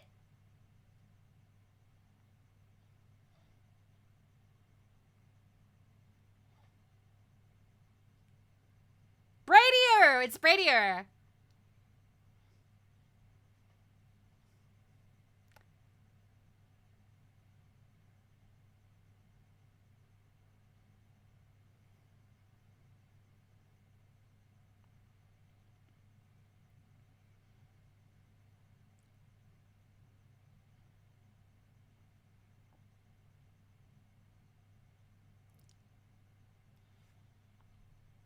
Cute. Alright, I'm gonna put these in the box, and they may be the last ones that I put in this box, if they fit. And they do. I don't see... Nah, there's no room for anything else. No, that's it. That's all of them. Let's go. Alright, I'm sealing this box up. Okay. And we shove that one over there. And I will put that in the pile probably tomorrow morning, because I don't want to lift anything right now. I have enough energy to do another box, though. I think that I have enough energy to do another box. It's only been an hour and 41 minutes, so I think that I can set up a second box. Good night, Jessie. Good night. Thank you. When I open up Throne again and set up my bookshelves, I will welcome more books. I'm really looking forward to actually having a room where I can display my manga, because I haven't had that. Because I wasn't allowed to have a bookshelf in my bedroom. But now I can. So that's going to be fun. Alright, let me seal this up. Wow! Wonderful! Alright, put me down as Turd Ferguson! Ponderful Why? _owl slid $10 across the table. Put me down as Turd Ferguson. What is that It's a from? funny name. Is that Community again? Why are you doing this? Okay, I will. Give me a sec. Wow! Thanks, thank you! You can eat in bed now too. Oh, I did that already. SNL skit. Oh my gosh. Thanks, thank you. And Hayoi, I'll write your name in the box. You get it in there anyway. You wrote 200. You get 200, okay? If that's not every box with the stream, I don't know. Okay. All right, let me. Okay. Ugh. Okay, let me write this down. All right. One. Oh man, my handwriting is so bad. Okay. And I'm wonderful, but Turd Ferguson. Man, I'm gonna have to put this on Twitter. Why don't I not read my stuff anymore? It only does $10 or more. It only does $10 or more. If you do $5, it won't read it out loud. I always set TTS at $10 because I don't like TTS. I did an underscore for Turd Ferguson. Let's go. Ninx. There we go. There we go. Boop. All right. Second box. We're getting shit done. Let's go. I believe in us. All right. Okay. I am gonna grab more from over here. I reckon. Actually, let me start some music up again, even though people in the VOD can't hear it. Who's going first? Hey, thank you, Mako. Ooh, you're going first. You're going first. Okay. We have on the shelf. We have on the shelf. Boysen! So we went through this exact situation 4 years ago. Thank you. Boysen slid $10 across the table. As someone who went through this exact situation 4 years ago, I'm cheering for you, Vivi. Thank you. Don't worry, we're having fun by packing things up. It's good music, VOD friends. Yeah, the VOD. I'm sorry. Don't worry about it. Don't worry about it. I'm only playing one BGM in the background. The rest are all anime openings, okay? This is the BGM that I'm playing. This is the only BGM I'm playing. So, this one is another manhwa. It is called Moon Boy. Once again, by Young Yu Lee, the same person who did Priceless. I have no idea what the plotline of this is. Not a clue. I remember trying to read it, and it just didn't make a lot of sense. I do remember liking the art, but I don't remember shit about it. You have the strongest chatter, carry the furniture. I mean, the only furniture I'm keeping is one 2x2 bookshelf. So, you know, if you reckon you can carry that, sure. I have 4 volumes of Moon Boy. The 4th one I bought recently, and I can't get this sticker from Las Vegas Clark County off it. Like, it's just stuck. I can't get rid of it. So, I'm just mentally preparing for some dealing. Oh my god, I'm sorry, Rexus. If you don't want to, it's fine. So yeah, this one, hey, that's my library. I bought this online from Abe Books. 2x2, what exactly? Oh, it's like a square and then another square and then 2 squares underneath that. So it's like 4 cubicles. I just call it 2x2 because it's 2 up and 2 across. So yeah, they sold this one on Abe Books as like a secondhand book. I didn't realize they meant secondhand as in from the library. It's all right, like the quality is okay, but you can tell based on the spine. So these ones are mine, and this was the one in the library. So I'm very aware that there's no printer symbol up here for some reason. And I don't think that it has the Ice Kunyan thing at the bottom either, because it's covered by the sticker. Yeah, it was very clearly loved. So I've got these 4. I can't tell you anything about them except that the author is, well, a bit weird from what I've seen. But then again, I can't really talk because I'm also a bit weird. Alright. Very loved. Okay, let's grab some more. So this top shelf may be a bit hard to box away because the top shelf is actually my omnibus shelf. So we'll see how many of these I fit. This may actually be a very quickly made box. Alrighty. I see it. Do I? Yes, I do.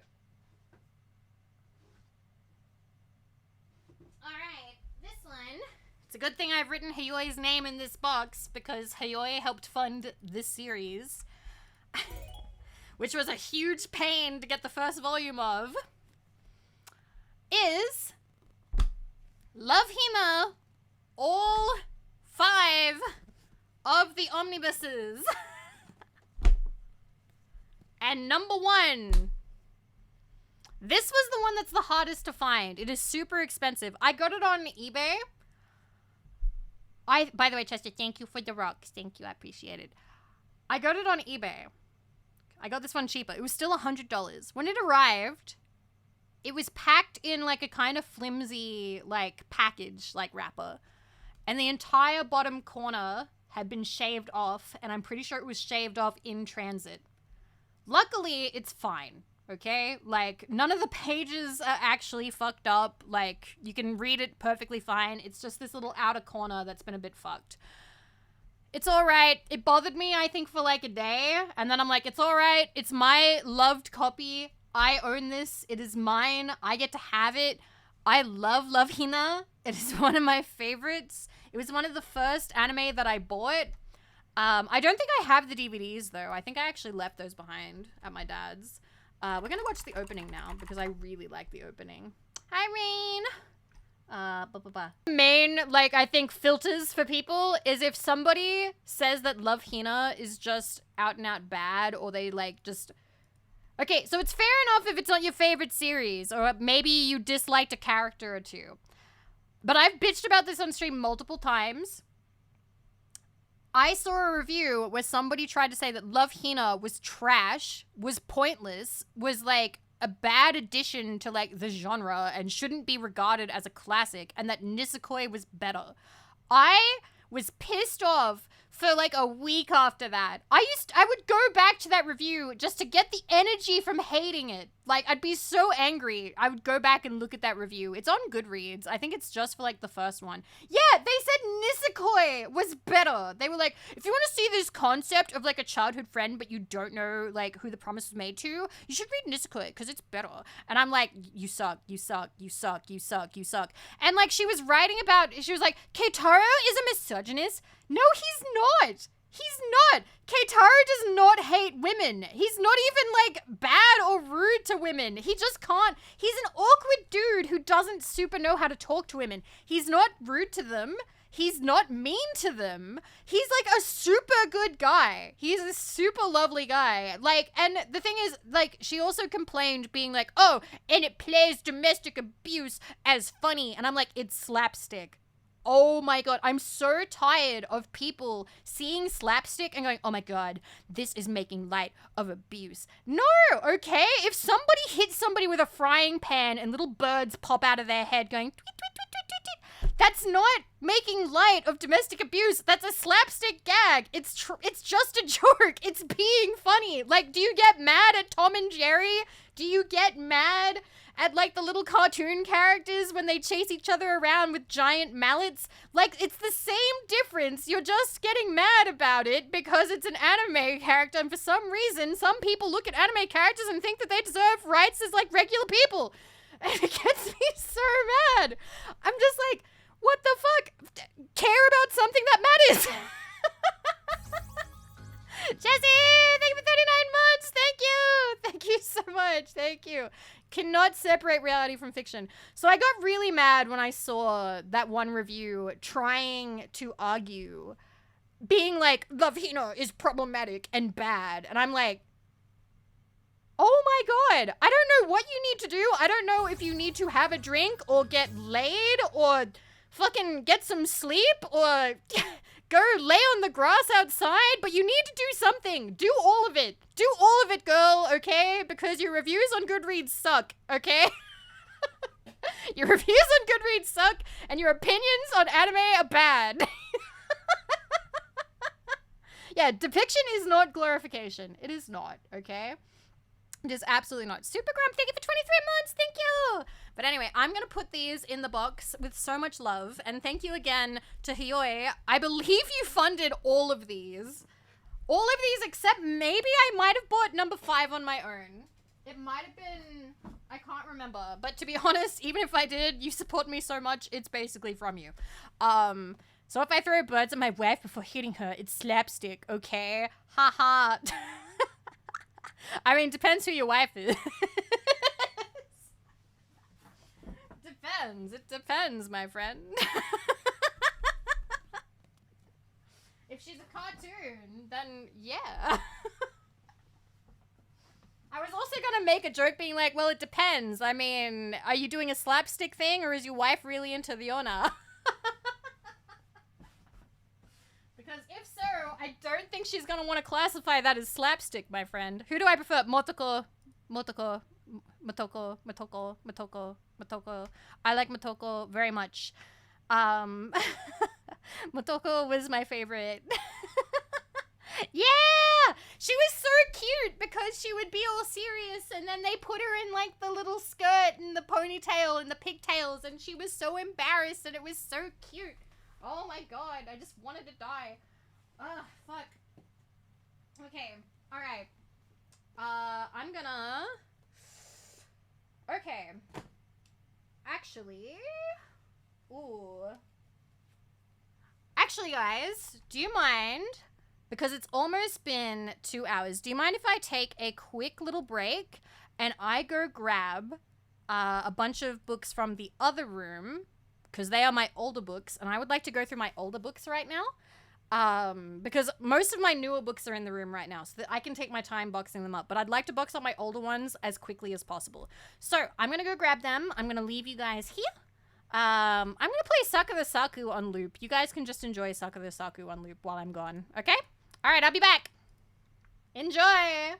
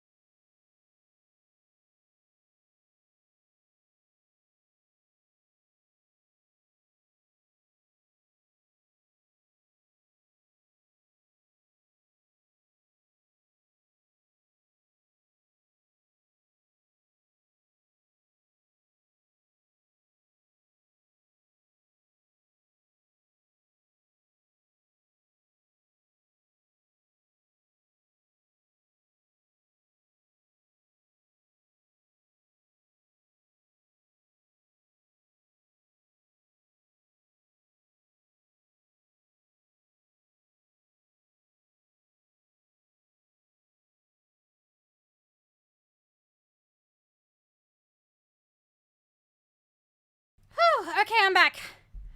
Welcome back. Let's go.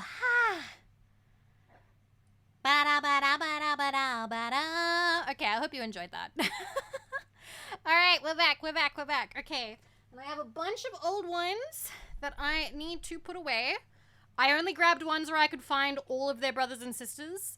So let's start from the top. So we have Digikaret Theater, Leave It to Pyoko. I do not have any of the Digikaret. I have none. I only have Leave It to Pyoko Volume 1. So, Leave It to Pyoko. Pyoko is like the comedic bad guy in Digikaret. And it is by Koge Donbo, and it is super cute. Super fucking cute. So cute. I'm a little bit out of breath because I had to stop a box from falling on top of me. Okay. There's a lot of boxes in the other room. So yes, this is, I think, the only other book from Broccoli Books that I own. So that means that this box will have all of them? No, the other box has them. You know what? I might put this in the other box then. There you go. You can be with your brothers and sisters. Okay. Is the box okay? It's an old box. It's fine. From when we moved the first time. The next one, this is another one from Del Rey. I'd be surprised if any of you have read this, but you could prove me wrong. This is Kage Tora, which is a romance manga. And this one is about, he's a ninja. She works at a shrine. He's meant to protect her. I only ever got volume 1. It's kind of comedic. You remember it? I didn't almost die. Although that would be kind of... I just realized how bleak that would be if I just, like, walked away and then Sakura Saku was just playing forever. I don't want that to happen. Because, like, I am home alone for the next couple of days, so that would just go until the power's shut off. Let's not think about that anymore. that would make me very sad. But yeah, Kage Tora had a very cute art style, which is why I picked it up. Look at, I love this face. This face is very, like, 90s, 2000s, okay? Very 90s, 2000s. I enjoy. I want that to happen either. Yeah. No, we will not let that happen. No. I'm actually going to put that one in the other box as well. There we go. Now the other box is full. Okay, so I grabbed a bunch of, like, random ones. Okay. This one is Satisfaction Guaranteed. It looks like a yaoi. It's not. It's a comedy. It looks like a yaoi, but it's not. It has a very kind of, like, yaoi style, I think. But the thing is, like, you need to understand, little Vivi didn't like yaoi. Older Vivi isn't really that into it either. So, I wasn't into it because, for those of you who don't know, because little Vivi didn't find any enjoyment in watching guys kiss. Because for me, the enjoyment has always been imagining myself in the relationship. And I've never had the ability to, like, do that with, like, a yaoi couple or, like, a boy love couple. Like, if it's two dudes, I can't enjoy it. It's just not enjoyable for me. And yeah, some people feel that way about Yuri, some people don't. So yeah, Yume, not Fujo. Yes, they should be kissing me. Yeah, that is pretty much how I felt. Like, I liked self-inserting, but I liked self-inserting as, like, me, as, like, a girl. You like boys, but you don't want boys to kiss each other. Man, you're hard to please. Some people like Yuri, some people don't. But yeah, so just so you know, I do believe I do have one yaoi manga series. We haven't found it yet, but it's a fucked up one. With me saying that, can you guess what it is? If I say it's a Tokyo Pop yaoi that's fucked up, do you know what I'm talking about? Because it's pretty funny. Because, like, I say it's fucked up, but I say that, like, affectionately, because Gravitation, Loveless, it's Loveless, you got it! Loveless is pretty fucked up. Now, I'm not saying that in the way where I'm like, oh my god, it shouldn't exist. But there are definitely people, because it's got like the Shota aspect to it, and like it's super weird, right? Because like I think the couple is like the main dude and like his older brother's ex, and the entire setup of Loveless, I'm pretty sure, is like if you're a virgin, you have visible cat ears.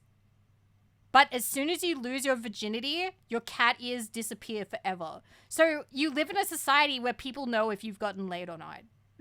People know. And like, I didn't read into it fully.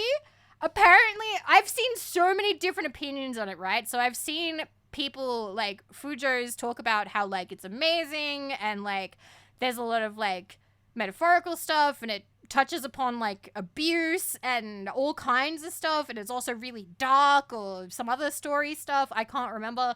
I had 3 volumes of it because when little Vivi first saw the cover, she went, oh, cool, she looks cute. I thought that Vitsu was a girl. I bought it because I thought that the main Shota guy was a girl.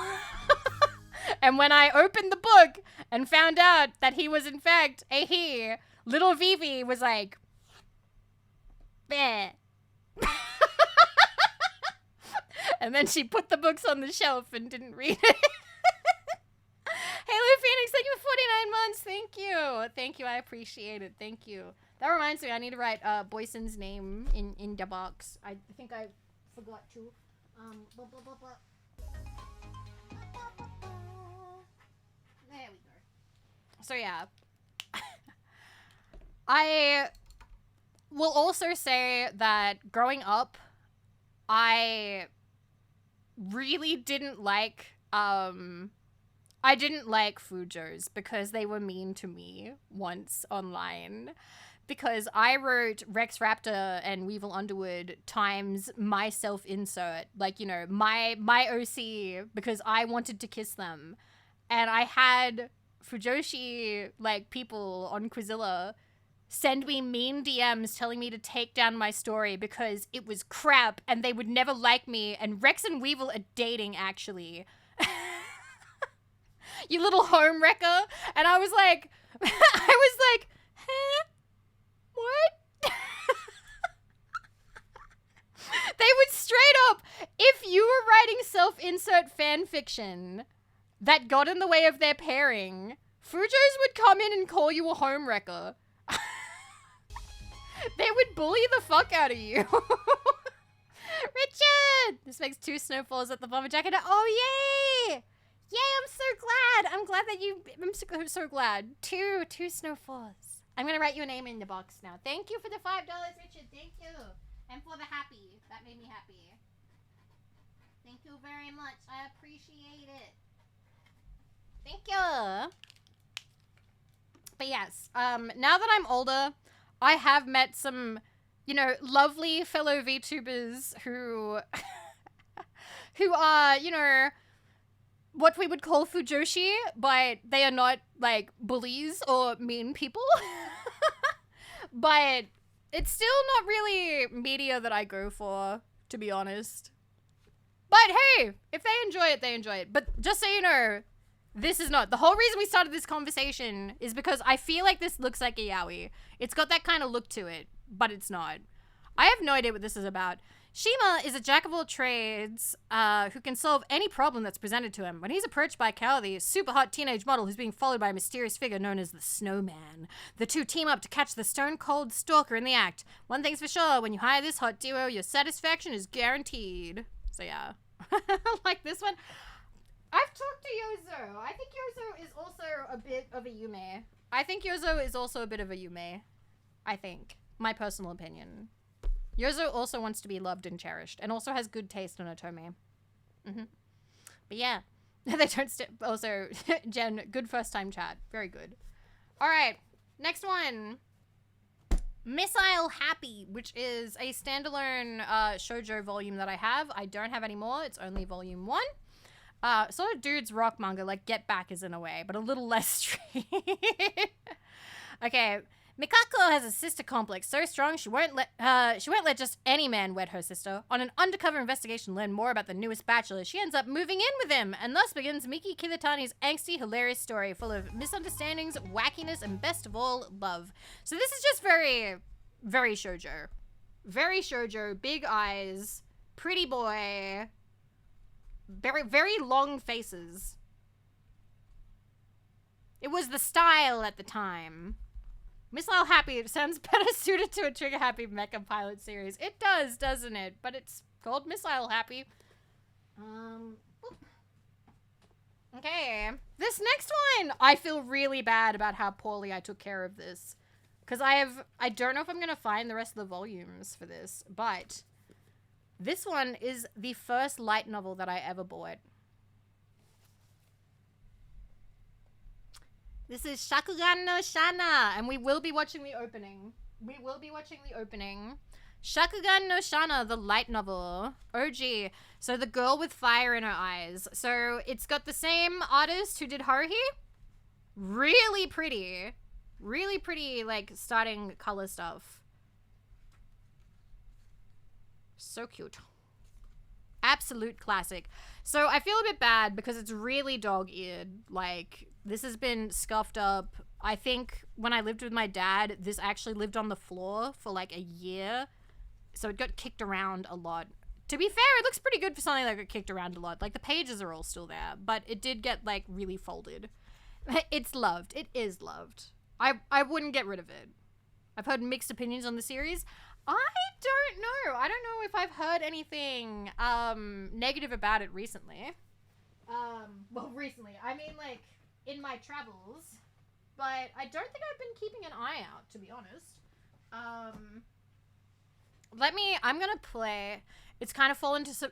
Really? It's so funny because, like, I remember... We've talked about this before. I remember thinking that Haruhi was forever. That Haruhi was such a huge force of nature that everyone was going to talk about Haruhi forever. That Haruhi was huge. And it wasn't. There's now so many people that have no idea. Like, they maybe recognize it in passing, but there's so many people who didn't watch Haruhi that don't know shit about Haruhi. Like, oh yeah, Haruhi's still bigger than Shana, but, like, I remember, like, Haruhi being big, and it's kind of fallen out, and that's so weird.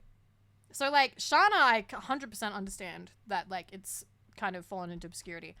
Anyway, let us play the first opening, because I love it. Wait, no, this is the 60 frames per second one. That sucks. I don't want that one. Please be good. Please be this one. Oh god, it's muted. Okay, give me a second. Up. I'm sorry, I'm, like, forgetting where all of my fucking sources are. The joys of getting older. They put it in the hard? Really? Oh my god. Snorksel, I'm the same. I also watched all of Endless 8, and I thought that it paid off in the end. A lot of people don't think that, though.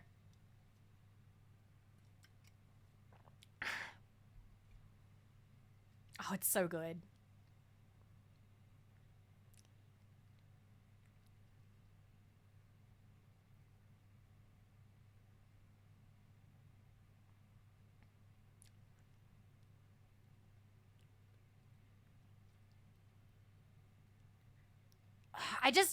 I love the art style. It's so 2000s. Ah.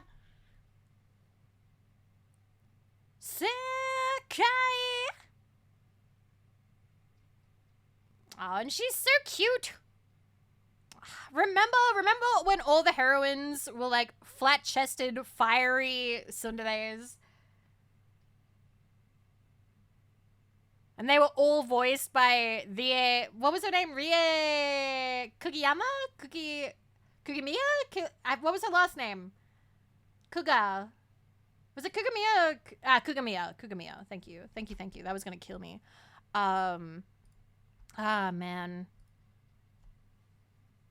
The reason for the 60 FPS upscaling isn't because people think it looks good, so avoid the YouTube copyright bot. Oh, I see. Well, I still hate it. Some people in the comments go like, oh my god, it looks better. And I'm like, no, it does not. Anyway, next one. Peach Girl, size story. This one is old. This one is very old. I don't have Peach Girl. I don't have Peach Girl. I bought this not knowing that it was a spin-off, okay? Oof, lore action Gyaru. So, Sai is actually like the villain, like the bad girl of Peach Girl. She's like the mean girl who was like really bad to the main girl in her series. And in this spin-off, it starts off with her being held back. Everyone else gets to graduate except her. She has to go back and do senior year again because she fucked around too much being a piece of shit and now has to like do final year. The art style is incredibly old. You can see it. And the thing is, she's still a bitch in this one. I think this is meant to be like the series that redeems her. But that doesn't happen in this volume, okay? That doesn't happen in this volume. She's still very much a bad person in this volume. I have an autograph from the Shana creator and Anendo. Oh my god, Corky, you're so cool. I love that. Actual childhood fear. I was always worried about being held back. When I think about... Do any of you ever have that, like... It's like a stupid hypothetical, like, fantasy. I'd be interested to see... I've talked to friends, and some of them have had it before. Maybe you have too. Where, what would you do if you woke up tomorrow and you were 10 again? And you couldn't come back. You had to relive your life from 10. You had to relive your entire life from 10. And you know everything you know now. Cry, panic. Redacted. Warn the president about 9/11. Afro. One of the rules is not to do stuff like that. Invest in crypto, invest in Apple, invest in Bitcoin. Well, may I have money to invest in? I feel like a lot of people would immediately want to like try and like stop family tragedies from happening. Gundam Wing is on Toonami at 4:30 p.m. Am I just 10 or do we go back in time when I was 10? Oh, you go back in time. You go back in time to when you were 10. You go back in time to when you were 10 and you have to relive everything all over again. I'd probably cry a lot, but I'd make the best of it. I've talked about this. I've thought about this before. And if I went back in time and I was 10 and I had to ask my parents to divorce sooner, I would want to not interfere at all with my parents because they need to get divorced. They are not happy. They were not happy at all. I'd have to wait for GTA 6 even longer. Does the reset on December 31st? Oh, what happens is you relive your entire life. It's like a record skip. Once you get back to this age, you get to continue your life as normal. But you have to start from 10 again. You have to go be 10 and do it all over again. It's an initial 15 years to my life. Think of what I could do with my time. I've talked about that with like my friends, and I'd be totally honest. I would give not a single shit about school. Because I was so worried about it. I was so incredibly worried about it. Do you know how many times I've used my high school degree? When I applied to get my jobs, they asked if I had one. I said yes. They never checked. They never checked. I was like, would it matter if I didn't have it? And they're like, to be totally honest, no. They're like, nah, you don't really need a high school degree to work it. We just typically ask it because it filters out some of like the juniors who apply, and they usually don't want juniors, like at least not too many, because I think they can only work a certain amount of hours. Like if you are, I think in Australia, if you're 16, you can only work a certain amount of hours per week, as opposed to an adult who can work something crazy like 40 or something. I can't remember. Problem is I still don't know what I want to do for a living, so getting a restart won't help. You'd have more time. Get my mom to play the winning lotto number. Do you know any winning lottery numbers? Like, honest to God, do you know any? Because I don't. I don't know any winning lottery numbers. If I went back to age 10, there is nothing I would know to bet on. There's nothing. There's something crazy like 40 hours a week. Really, Vivi? I would kill something like 40 hours a week. I don't know. I was a casual. It was like 40-something hours a week. You could only work 40-something hours a week as a casual. But I worked at 2 locations, so they'd add up.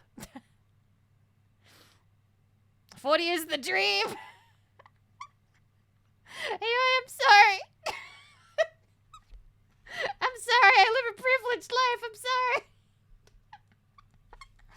I'd invest in crypto and pull... I mean... Maybe I'd go for Bitcoin, but I don't even know anything about Bitcoin. Like, when did Bitcoin start?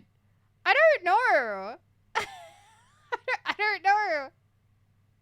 I don't fucking know. You'd buy GameStop. I don't know how to do any of that. I don't know how to buy stocks. I don't know Bitcoin on a shit forum somewhere.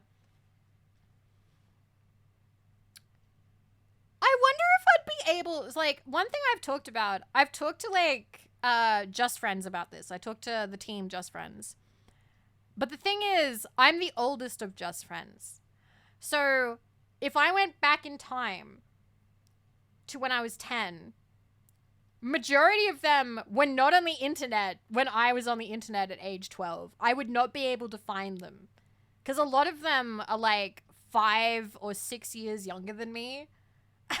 So, like, they were not on the internet when I was on the internet.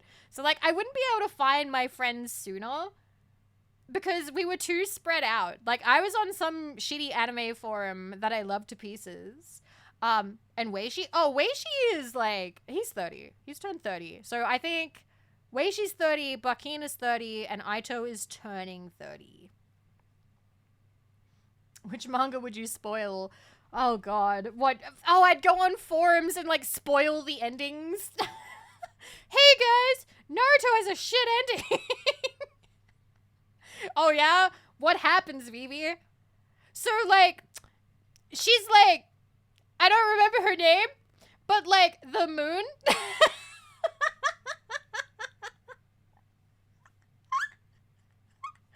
And then Naruto gets with Hinata and has a son named Boruto. I think they have a daughter too, but I don't remember her name.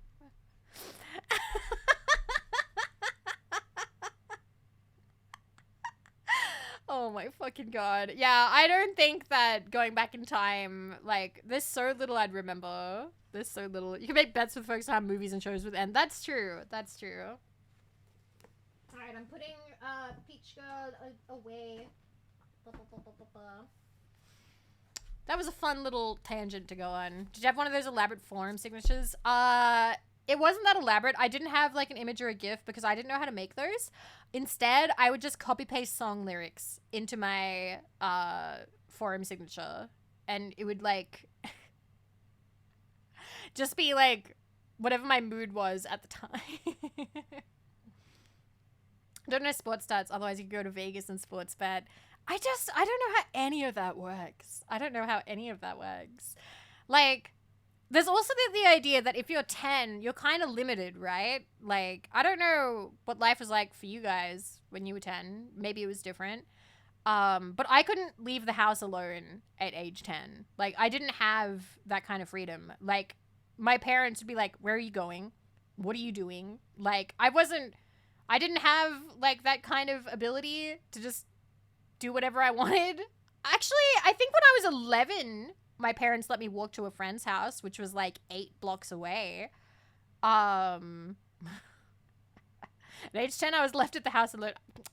I don't know if I was. I can't remember when I was left at the house alone.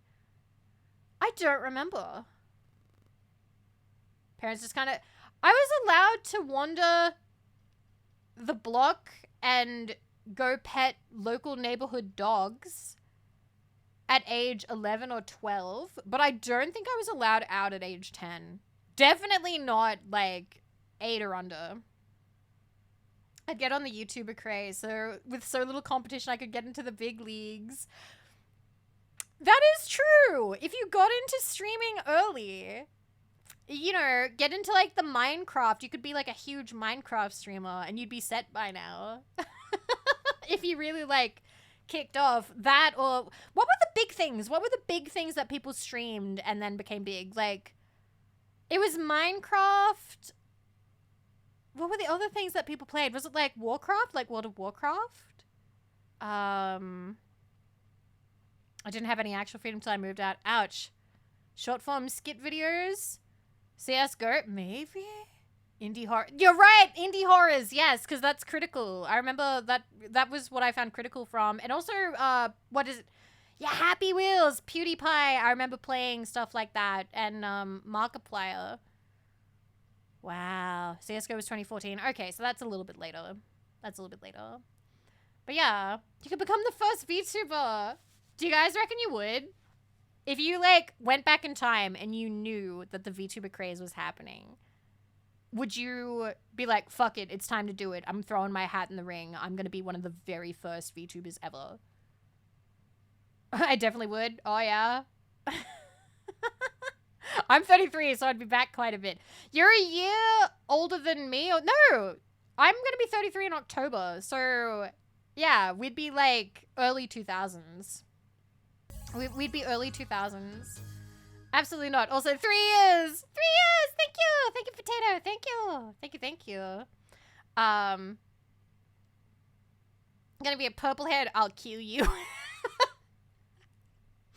Damn it, I'm gonna have to be pink-haired all the time. Pink-haired radioactive. But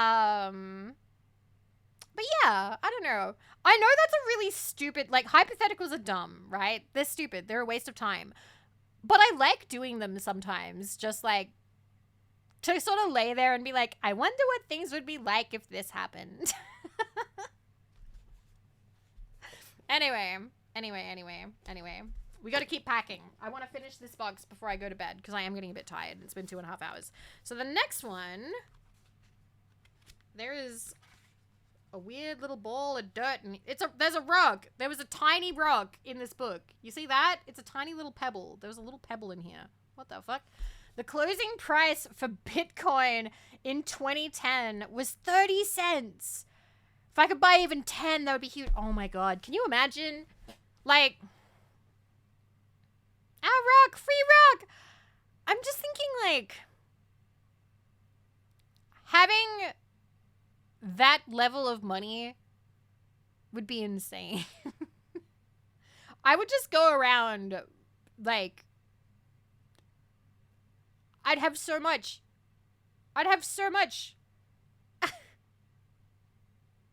I could buy my grandmother's old house that I really loved. But consider most people would sell off way before then. Yeah, but you're going back with the information that you know when. So, Anyway. Yeah, transaction was for pizza. That was crazy. I'd buy Twitter. No way. Okay, next one.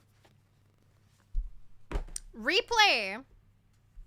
So, these ones are kind of bent. I feel a little bit bad because they have been kind of crushed.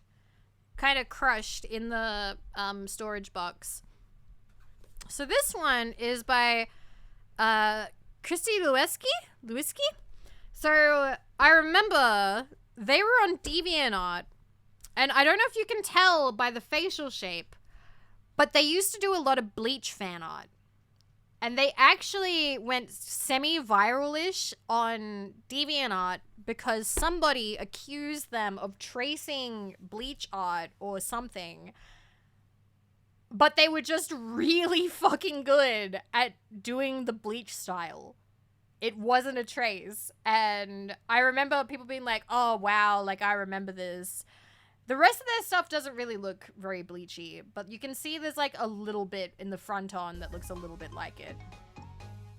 Why does he look like a store brand Kingdom Hearts character? So it's meant to be, like, 2000s, like, punk kind of rock style, if that makes sense, with all the belts and everything. So, I don't know if there's a third volume. I only have 2 of them. I think it might be about vampires, but it also might just be about bands. I don't know. It has been a long time since I read it. I don't have much of an interest. I don't have much of an interest, but I am keeping it. So I have 2 of these. Putting that over there. Okay. I'm thinking of how one of Gene Simmons' kids did trace a bunch of bleach Really? That's crazy. This next one, I feel really bad, but I'm gonna be a bit critical of this. This is one of the manga that won and was published. This is Reese Smith. They weren't super great at panels and stuff. It's not very good. I think there are 2 volumes of this one. I don't think it ever got a 3rd one. I mean, it's better than I could have done. Better than I could have done at the time, definitely. But it's very amateurish. Very amateurish.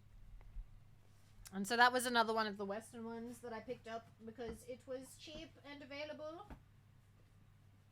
Okay.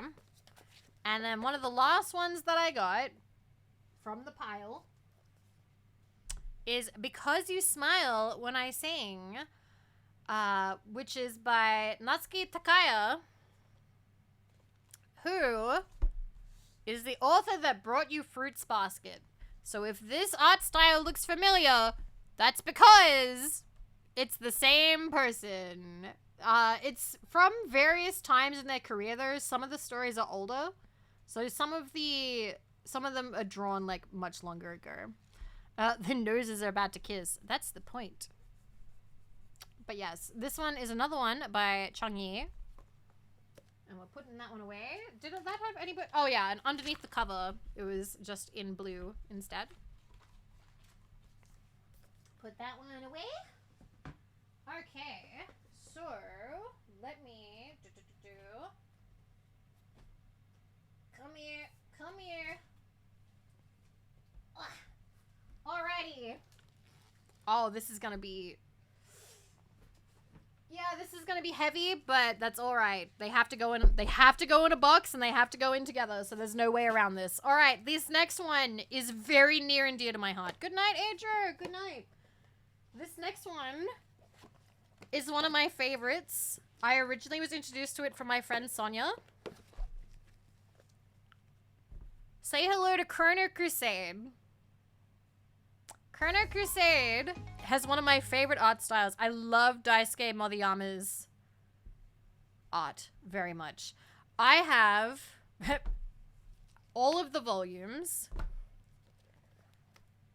It is very sad, by the way, but it's also very cool. And there's also some good funny bits.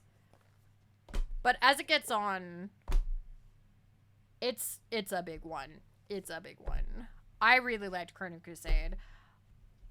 Can somebody tell me, because I'm always misremembering this, did he mean to say Chrono with 2 O's? Because I know the anime has 2 O's.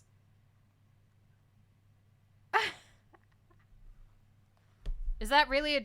What are you talking about? This isn't... What? Is that really a dude? What, you mean this guy? The blonde? No. No. That... What? No. That's Rosette. I don't know what you're thinking of. This isn't a cross-dressing one. This isn't a gender bend. What? Dragonator, you're thinking about Bridget circa 2000. Bridget in the 2000s. I believe Bridget is trans now, I think. But you're thinking of Bridget. This is a different nun in blue, okay? This is a different nun in blue. This is Rosette. Okay? And I love her. I love her very much. Hi, Cobalt. The art style is fantastic. It is quite busy. Like, there's a lot going on action-wise, but it's really good. Okay. Yeah, was canonically a boy as a girl in the early 2000s. Yes, that was in the early 2000s. Rosette is totally different. Rosette is a nun. as well, but that's kind of it. So yeah, I think it was meant to be Chrono, but now it was Chrono at the time, but you still pronounced it Chrono Crusade. All right, this one is gonna make the box really heavy, but that's okay. Some of these boxes are just gonna be heavy. That's just a fact of life sometimes. I want to watch the opening though. Chrono Crusade opening. Boop. 6 years ago? 8 years ago? Opening. We'll do the one from 8 years ago. I don't want to overdo it, but we got a little bit more room. Wah! Jade, hello! Welcome! Hello, hello, hello. Let me get you a shout out. How are you? Oh, thank you, Afro. How is Marvel Rivals? I do not play the Marvel Rivals, but I've seen it and it looks enjoyable enough. Who do you play as? And also, I'm playing Metal Gear for the first time. Olivia, have fun. I hear a lot of good things about Metal Gear. I just feel like I would struggle a little bit because, like, I don't know, like the mechanics seem kind of hard. I also wonder if I'd be able to follow the story. You're struggling. You're so brave. I love you. You're so gamer. You're so gamer. You are so strong. You don't let the fears that hold me back from playing games hold you back. I need to channel that because, like, I get nervous about certain games like Metal Gear and I'm like, oh man, that seems difficult. Thank you, Shirakaze. I will write you in the box. But yes, hello Raiders, I'm Vivi of Vividly Vivi, and I'm radioactive Australian VTuber, and here we do whatever the fuck I want. I'm gonna have to lean over here for a second. So I am just doing my best to pack up my stuff because I am moving away in March, so I need to pack up all of my things and get ready to go. So we've packed up about 10 boxes so far. Today we've only packed up 2. Yes, I'm Aussie. Yes. But we're just packing up manga today. I'm trying to see what I can put away. She didn't do the ba-bang. Ba-bang. I'm usually not on until you saw. Thank you. Thank you for stopping by. I know that I'm usually at a slightly different time, but I'm a little bit all over the place for a little bit. Just while I am getting things ready. Sometimes I'm on in the morning, sometimes I'm not, sometimes I'm on in the evenings. Let me find... Ooh, yes. I found another one to put away. Give me a second. But yeah, so everything's kind of all over the place for a little bit. But that's not necessarily bad, because it means I get to stream at fun times and hang out. And I also get to show you guys pretty much everything I own, which is kind of neat. You guys pretty much will have an inventory on everything I have. So, the next one we're going to put away, and it might be one of the last ones we put away because we are running out of room, is Owie House. Owie House is another Western one and was published by Seven Seas, and that is Owie House Volume 1, Volume 2, and then we had Owie House in Love Volume 1 and 2. This one just has a lot of references. I showed this one recently. It has a lot of references to anime and manga from the 2000s. It was one of their very first ever releases. It's funny because I think this is Echibu. He's still on their website. If you look at their website, they still have Echibu on certain pages, and that's really funny to me. What we were doing on the road trip. So I'm not doing a road trip. I'm catching a plane, and I'm probably just going to read a book. The plane trip only takes about, like, 2 hours or so. So there's a lot of references in this. And I think I showed you guys. We went through it at one point, because they go to a convention in one of the, here it is. So there's somebody cosplaying as, like, Haruhi, and they have, like, a cosplay off, and I brought it up on stream to be like, guys, can you help me? I don't know who they're dressing up as. Where is it? Where was it? And you guys had to help me figure out who all the people were, because I only knew some of them. Okay, so we had, so we had this one. I knew Balthea. That's Tingle. I don't remember who the I one is. I can't remember who that is. I can't remember. But we did figure them all out. I remember we figured them all out on stream. No, that's not Yu-Gi-Oh! I one is the bad guy from Helsing. See, there you go. I remember Hioi was really good at figuring them out. Also, the judges, Monica, Pedo Bear, and Manfei. So, for those of you who were not around in the 2000s, Pedo Bear was like a peak meme back then. That was just something we all found super funny and posted all the time. Nobody posts Pedo Bear anymore. Nobody posted anymore. I forgot how he was super prevalent. I'm sorry, what bear? So somebody would post like a lolly or something, right? And then in response, you would post Pedo Bear. He was Pepe before Pepe. I like him more than Pepe. I think he's funnier. I haven't heard that name in fucking years. I also didn't realize Manfei apparently was an actual like famous cosplayer. So that's also another reference. So then you've got another one. So you've got, I know that's meant to be, wait, no, I got that wrong. I thought that was meant to be dog or Krat? No, dog. But I can't remember the rest now. I'm completely, I think I got them wrong and Yui was just like, what? Middle Girl was Persona 3? Okay. Was Persona 3 at the time? Was it? I can't remember. I remember not knowing who the guy in the back was, and people knew who that was, and it took us a minute to figure out who this was. And someone, I think, was, like, arguing. And then... Oh, they actually, like, list who they are. So you have, Hotohori, Magical Girl Pretty Sammy, Nurse Angel Kamugi, and the bunny. Okay. Good to know.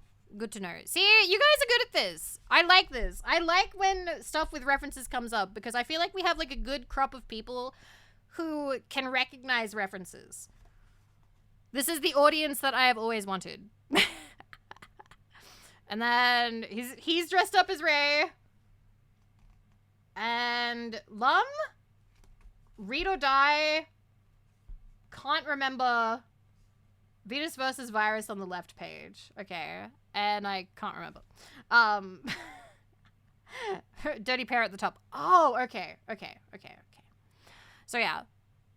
It's full of references. Like, Owie House was basically just a big funny, do you recognize this, you know? Kitty Honey, my bad, not Dirty Pair. Okay, cool. It's fine. Party foul. Fun fact, I submitted fan art for these. So in one of the things, my fan art's in the back. Once again, somebody actually reached out and said, I do have that copy, so they know my name now. If you do, never bring it up in chat, please. That's just secret insider knowledge. Show the fan art? No! No. I would not. Anyway, I'm putting that away.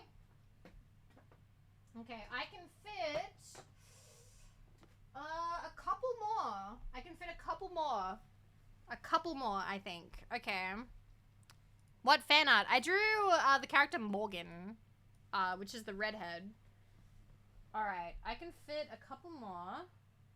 So we are going to put a couple of light novels in there, I think, and then we can call it a day. Ooh, can I fit it though? I don't know. No, you know what? I don't want to risk it. Alright. I don't want to risk it, so I'm instead going to put away some of my favorites. These ones are new. These are not old, okay? So we have stopped with the old ones for the minute. We will continue putting away old ones another time. I just need to get them organized so we can pack them away. So one of the last ones we'll pack away for today is A Man and His Cat, which I have 3 volumes of. When my throne is open, try not to dox yourself channel, Vivi, impossible. Listen, I was all over the place, okay? When I was younger, all the time. I just liked submitting art and signing my real name to shit. This one, the Donut Bro story. I think Donut Bro loves this one, actually. I do believe Donut Bro loves this one. So I love A Man and His Cat. It's actually really, really cute. It's super healing. It will make you tear up a little bit. So, the cat's name is Fukumaru, and he is the last one to get adopted because basically people come into the pet shop and they're like, it's like he's got a booger on his face. He's ugly. I don't want him. But then the old man comes in and he's like, he's very cute. I love him. I will have him. And they love each other. It's super cute. It's super healing. First chapter. Yes, this made me cry. This is the house Meowy Daddy comes home to. He's so cute. He's so cute. I highly recommend this one. Like, if you want something that's gonna, like, tug at your heartstrings, but ultimately you will be happy, I would recommend it. Like, yeah, you'll maybe tear up a little bit if you're the kind of person to tear up at an animal expressing, like, sadness. Like, how sad is it? Okay, so Fukumaru has some memories of being a kitten and missing his mom, but, like, the next page or the page after, he's getting cuddled by the old Oji-san and he's happy again, okay? So, like, the sadness is very short-lived and you will feel better quickly. It's a very healing manga. Like, the sadness always is sort of, like, recouped with happiness, if that makes sense. I really love this one. I think I first read it on Tumblr. They had, like, a couple of volumes, like, chapters. But it's just very, very cute. It's just very sweet. And I love this one to pieces. Like, I would... See? Okay. You know what? I want to... Would it be bad if I read, like, the first chapter? I don't think... Actually, the first chapter doesn't go for very long, okay? It's literally, like, a couple pages. Okay. Phil! Night-night! Good night! I'll be Phil ending _ soon. Travis slid Good $10 night. across the table. Thank Night-night you. from Snowy, America. Snow America. Wow. Thank you. Okay. Okay. And this one was bought for me by TJ. TJ. I thought all meowy days would be just like yesterday.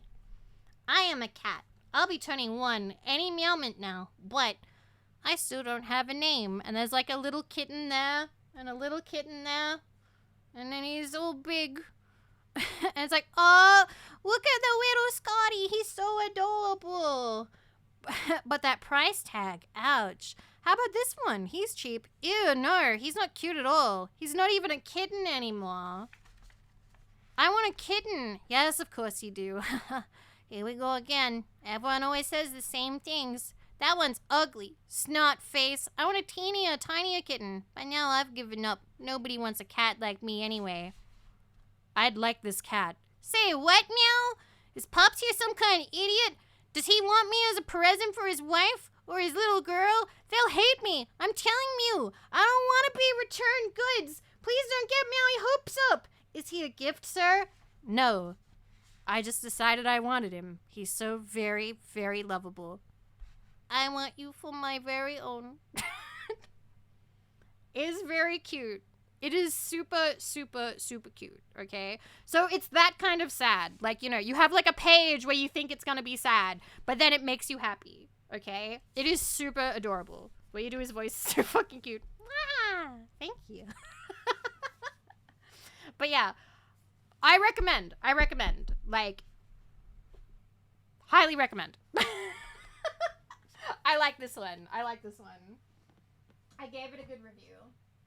Okay, the next one. If you also, I would love a manga read-along. I wish that was... See, the thing is, I would love doing manga read-alongs, but I don't know what the locality of those are, because I'm pretty sure me reading lots of pages or all of a manga would count as, like, pirating, and I don't want to get into any legal trouble. But I would love to be able to do some. So if I got sponsored someday, that would be fantastic to do like actual like read-alongs. I'm going to show you another one. I really hope they do another volume. So this next one is just so healing. It's so good. I love this one so much. And that is cat massage therapy. This one, the little beans pop out a little, okay? These are bumpy. They're bumpy. They're very cute. So basically this one is, okay, I'm going to read this one a little bit to you too, all right? Question 1, where does it hurt? I was feeling worn out, so I went into a massage parlor. Inside, I was greeted by a cat massage therapist. Welcome. Are you the mascot of this place? No, I'm the manager. If this is your first visit, please fill out this questionnaire. Sure thing. Here, change into this. You're going to massage me? Am I dreaming? But I'm more of a dog person. His family dog, Hanako, age 8. Let's begin. Ah! Where does it hurt? My lower back. All right. And then he lays down and starts purring. It's like, so warm. Vibrations are spreading out from my back to the rest of my body. There's no words to describe this bliss. Thank you. I feel much better now. Please come again anytime. And the whole thing is cute cats. Cute fucking cats giving massages, helping heal people, laying on their faces, laying on their back, letting people bury their face in their tummy. It is incredibly cute. And there's kittens. There's fucking adorable kittens that are little, like, trainee masseurs. They're all adorable. It is fantastic. And it just is so good. By the way, if you like dogs, the dog massage parlor opens up in the 3rd volume. How are there 3 volumes? Because they're so fucking cute and they don't run out of different styles of cats and massage. So there's like a super heavy cat and his weight is like really good for your back. And there's also like a super fluffy cat as well. Like, it's just really good. All of it's just really good. There's different styles of massage and cats, okay? How are there only 3 volumes?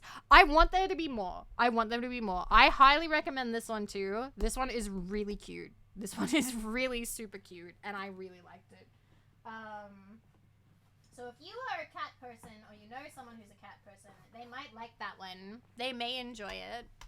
Let me see if I can fit any more. I can! I can, okay. I have another cat one. I have one more cat one that I think we can fit in. And that is the Evil Secret Society of Cats. This one is a full coma. Do they call it a full coma when they run straight down? Or do they have to be in a box? But it's a 4-panel. It's a 4-panel. And this one is about cats trying to take over the world. They are evil, and dogs are the good guys. Full coma is that. Okay, good to know. Thank you guys for the follows, by the way. It's lovely to meet you. So yeah, this one is just a comedy one. It's fairly straightforward. It's cute. It is cute. I'm gonna put that one there, and I think, yeah, that's actually pretty full, unless I can fit one more. Do I really wanna? Yeah, I wanna risk it. One more. I will put as the last one of this box.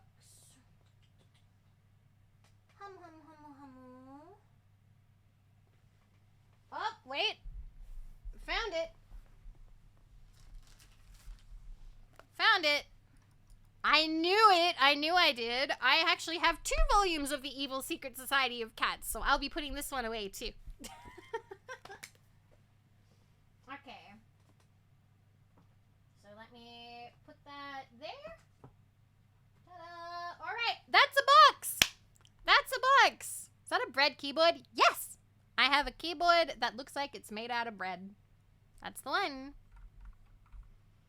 Anyway. That's 2 boxes, guys. We packed up 2 whole boxes. I am really proud of us because I had packed up no boxes today. So that means that we're now +2. You came in I'm so sorry, Wolflord. Yeah, I'm sorry. I packed up 2 whole boxes. 2 whole boxes. There's still a lot more to pack up, but I am a little bit tired. I don't know if you guys could see, But Wendy clawed the fuck out of my... You can see like a little red mark there. She clawed my finger, but she only got the very top layer of skin, so it's not bleeding.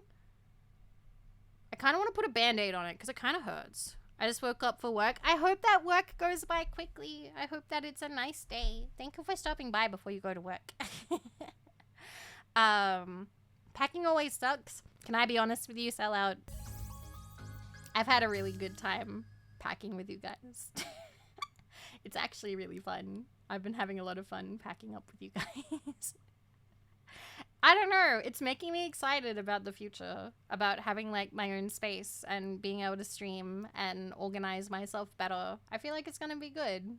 Also, thank you, Jarud, for 39 months. Sorry, Wendy clawed you. It's fine. She's feeling very playful today because it's just me and her in the house today. So yeah, isn't there a Hollywood movie where dogs are the good guy? Yeah, that's Cats and Dogs. Cats and Dogs. Yeah, that is a movie. That's a kids movie. I like that one. I actually really like that movie. I like kids movies like that. I think they're fun. Oh, Burrito! Aw, thank you for the gift sub. Thank you. I appreciate it. Thank you so much. Thank you. Thank you. Thank you. But yeah, we got 2 whole boxes done, which means we have 6 boxes of books done, which is 3 of manga, and then the rest just hardcover books. But yeah, thank you guys so much for helping me. I appreciate it, and I've been enjoying this. We will do another one soon. I don't know when.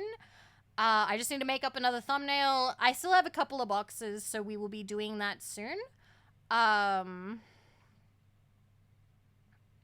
We will see. We will see when.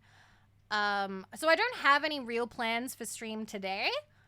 That's not to say that I won't, but maybe we will see. The day after, which is Valentine's Day, I plan to stream twice. I have a plan to stream with Yozo and maybe Kumo. And then also, I would like to stream later that evening. But yeah, okay. I'm gonna find someone to raid. Yeah, in the evening we'd play like an Otome game or something silly. I think, anyway. So let me find somebody to raid. I'm feeling tired. I'm feeling eepy. Thank you again. Thank you for hanging out. I appreciate it. I'm gonna send us... Where am I gonna send us? A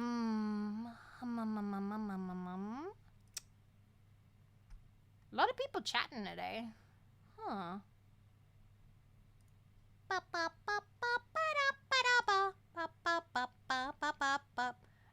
Oh, I see somebody who stopped by who just started. Yeah, I'm sending you guys over to Olivia. Olivia just started. Okay. I am gonna... Okay, let me turn off my... 1 second. Boop. Wonderful. Thank you for the gift sub to a dead Lois. Thank you. Thank you.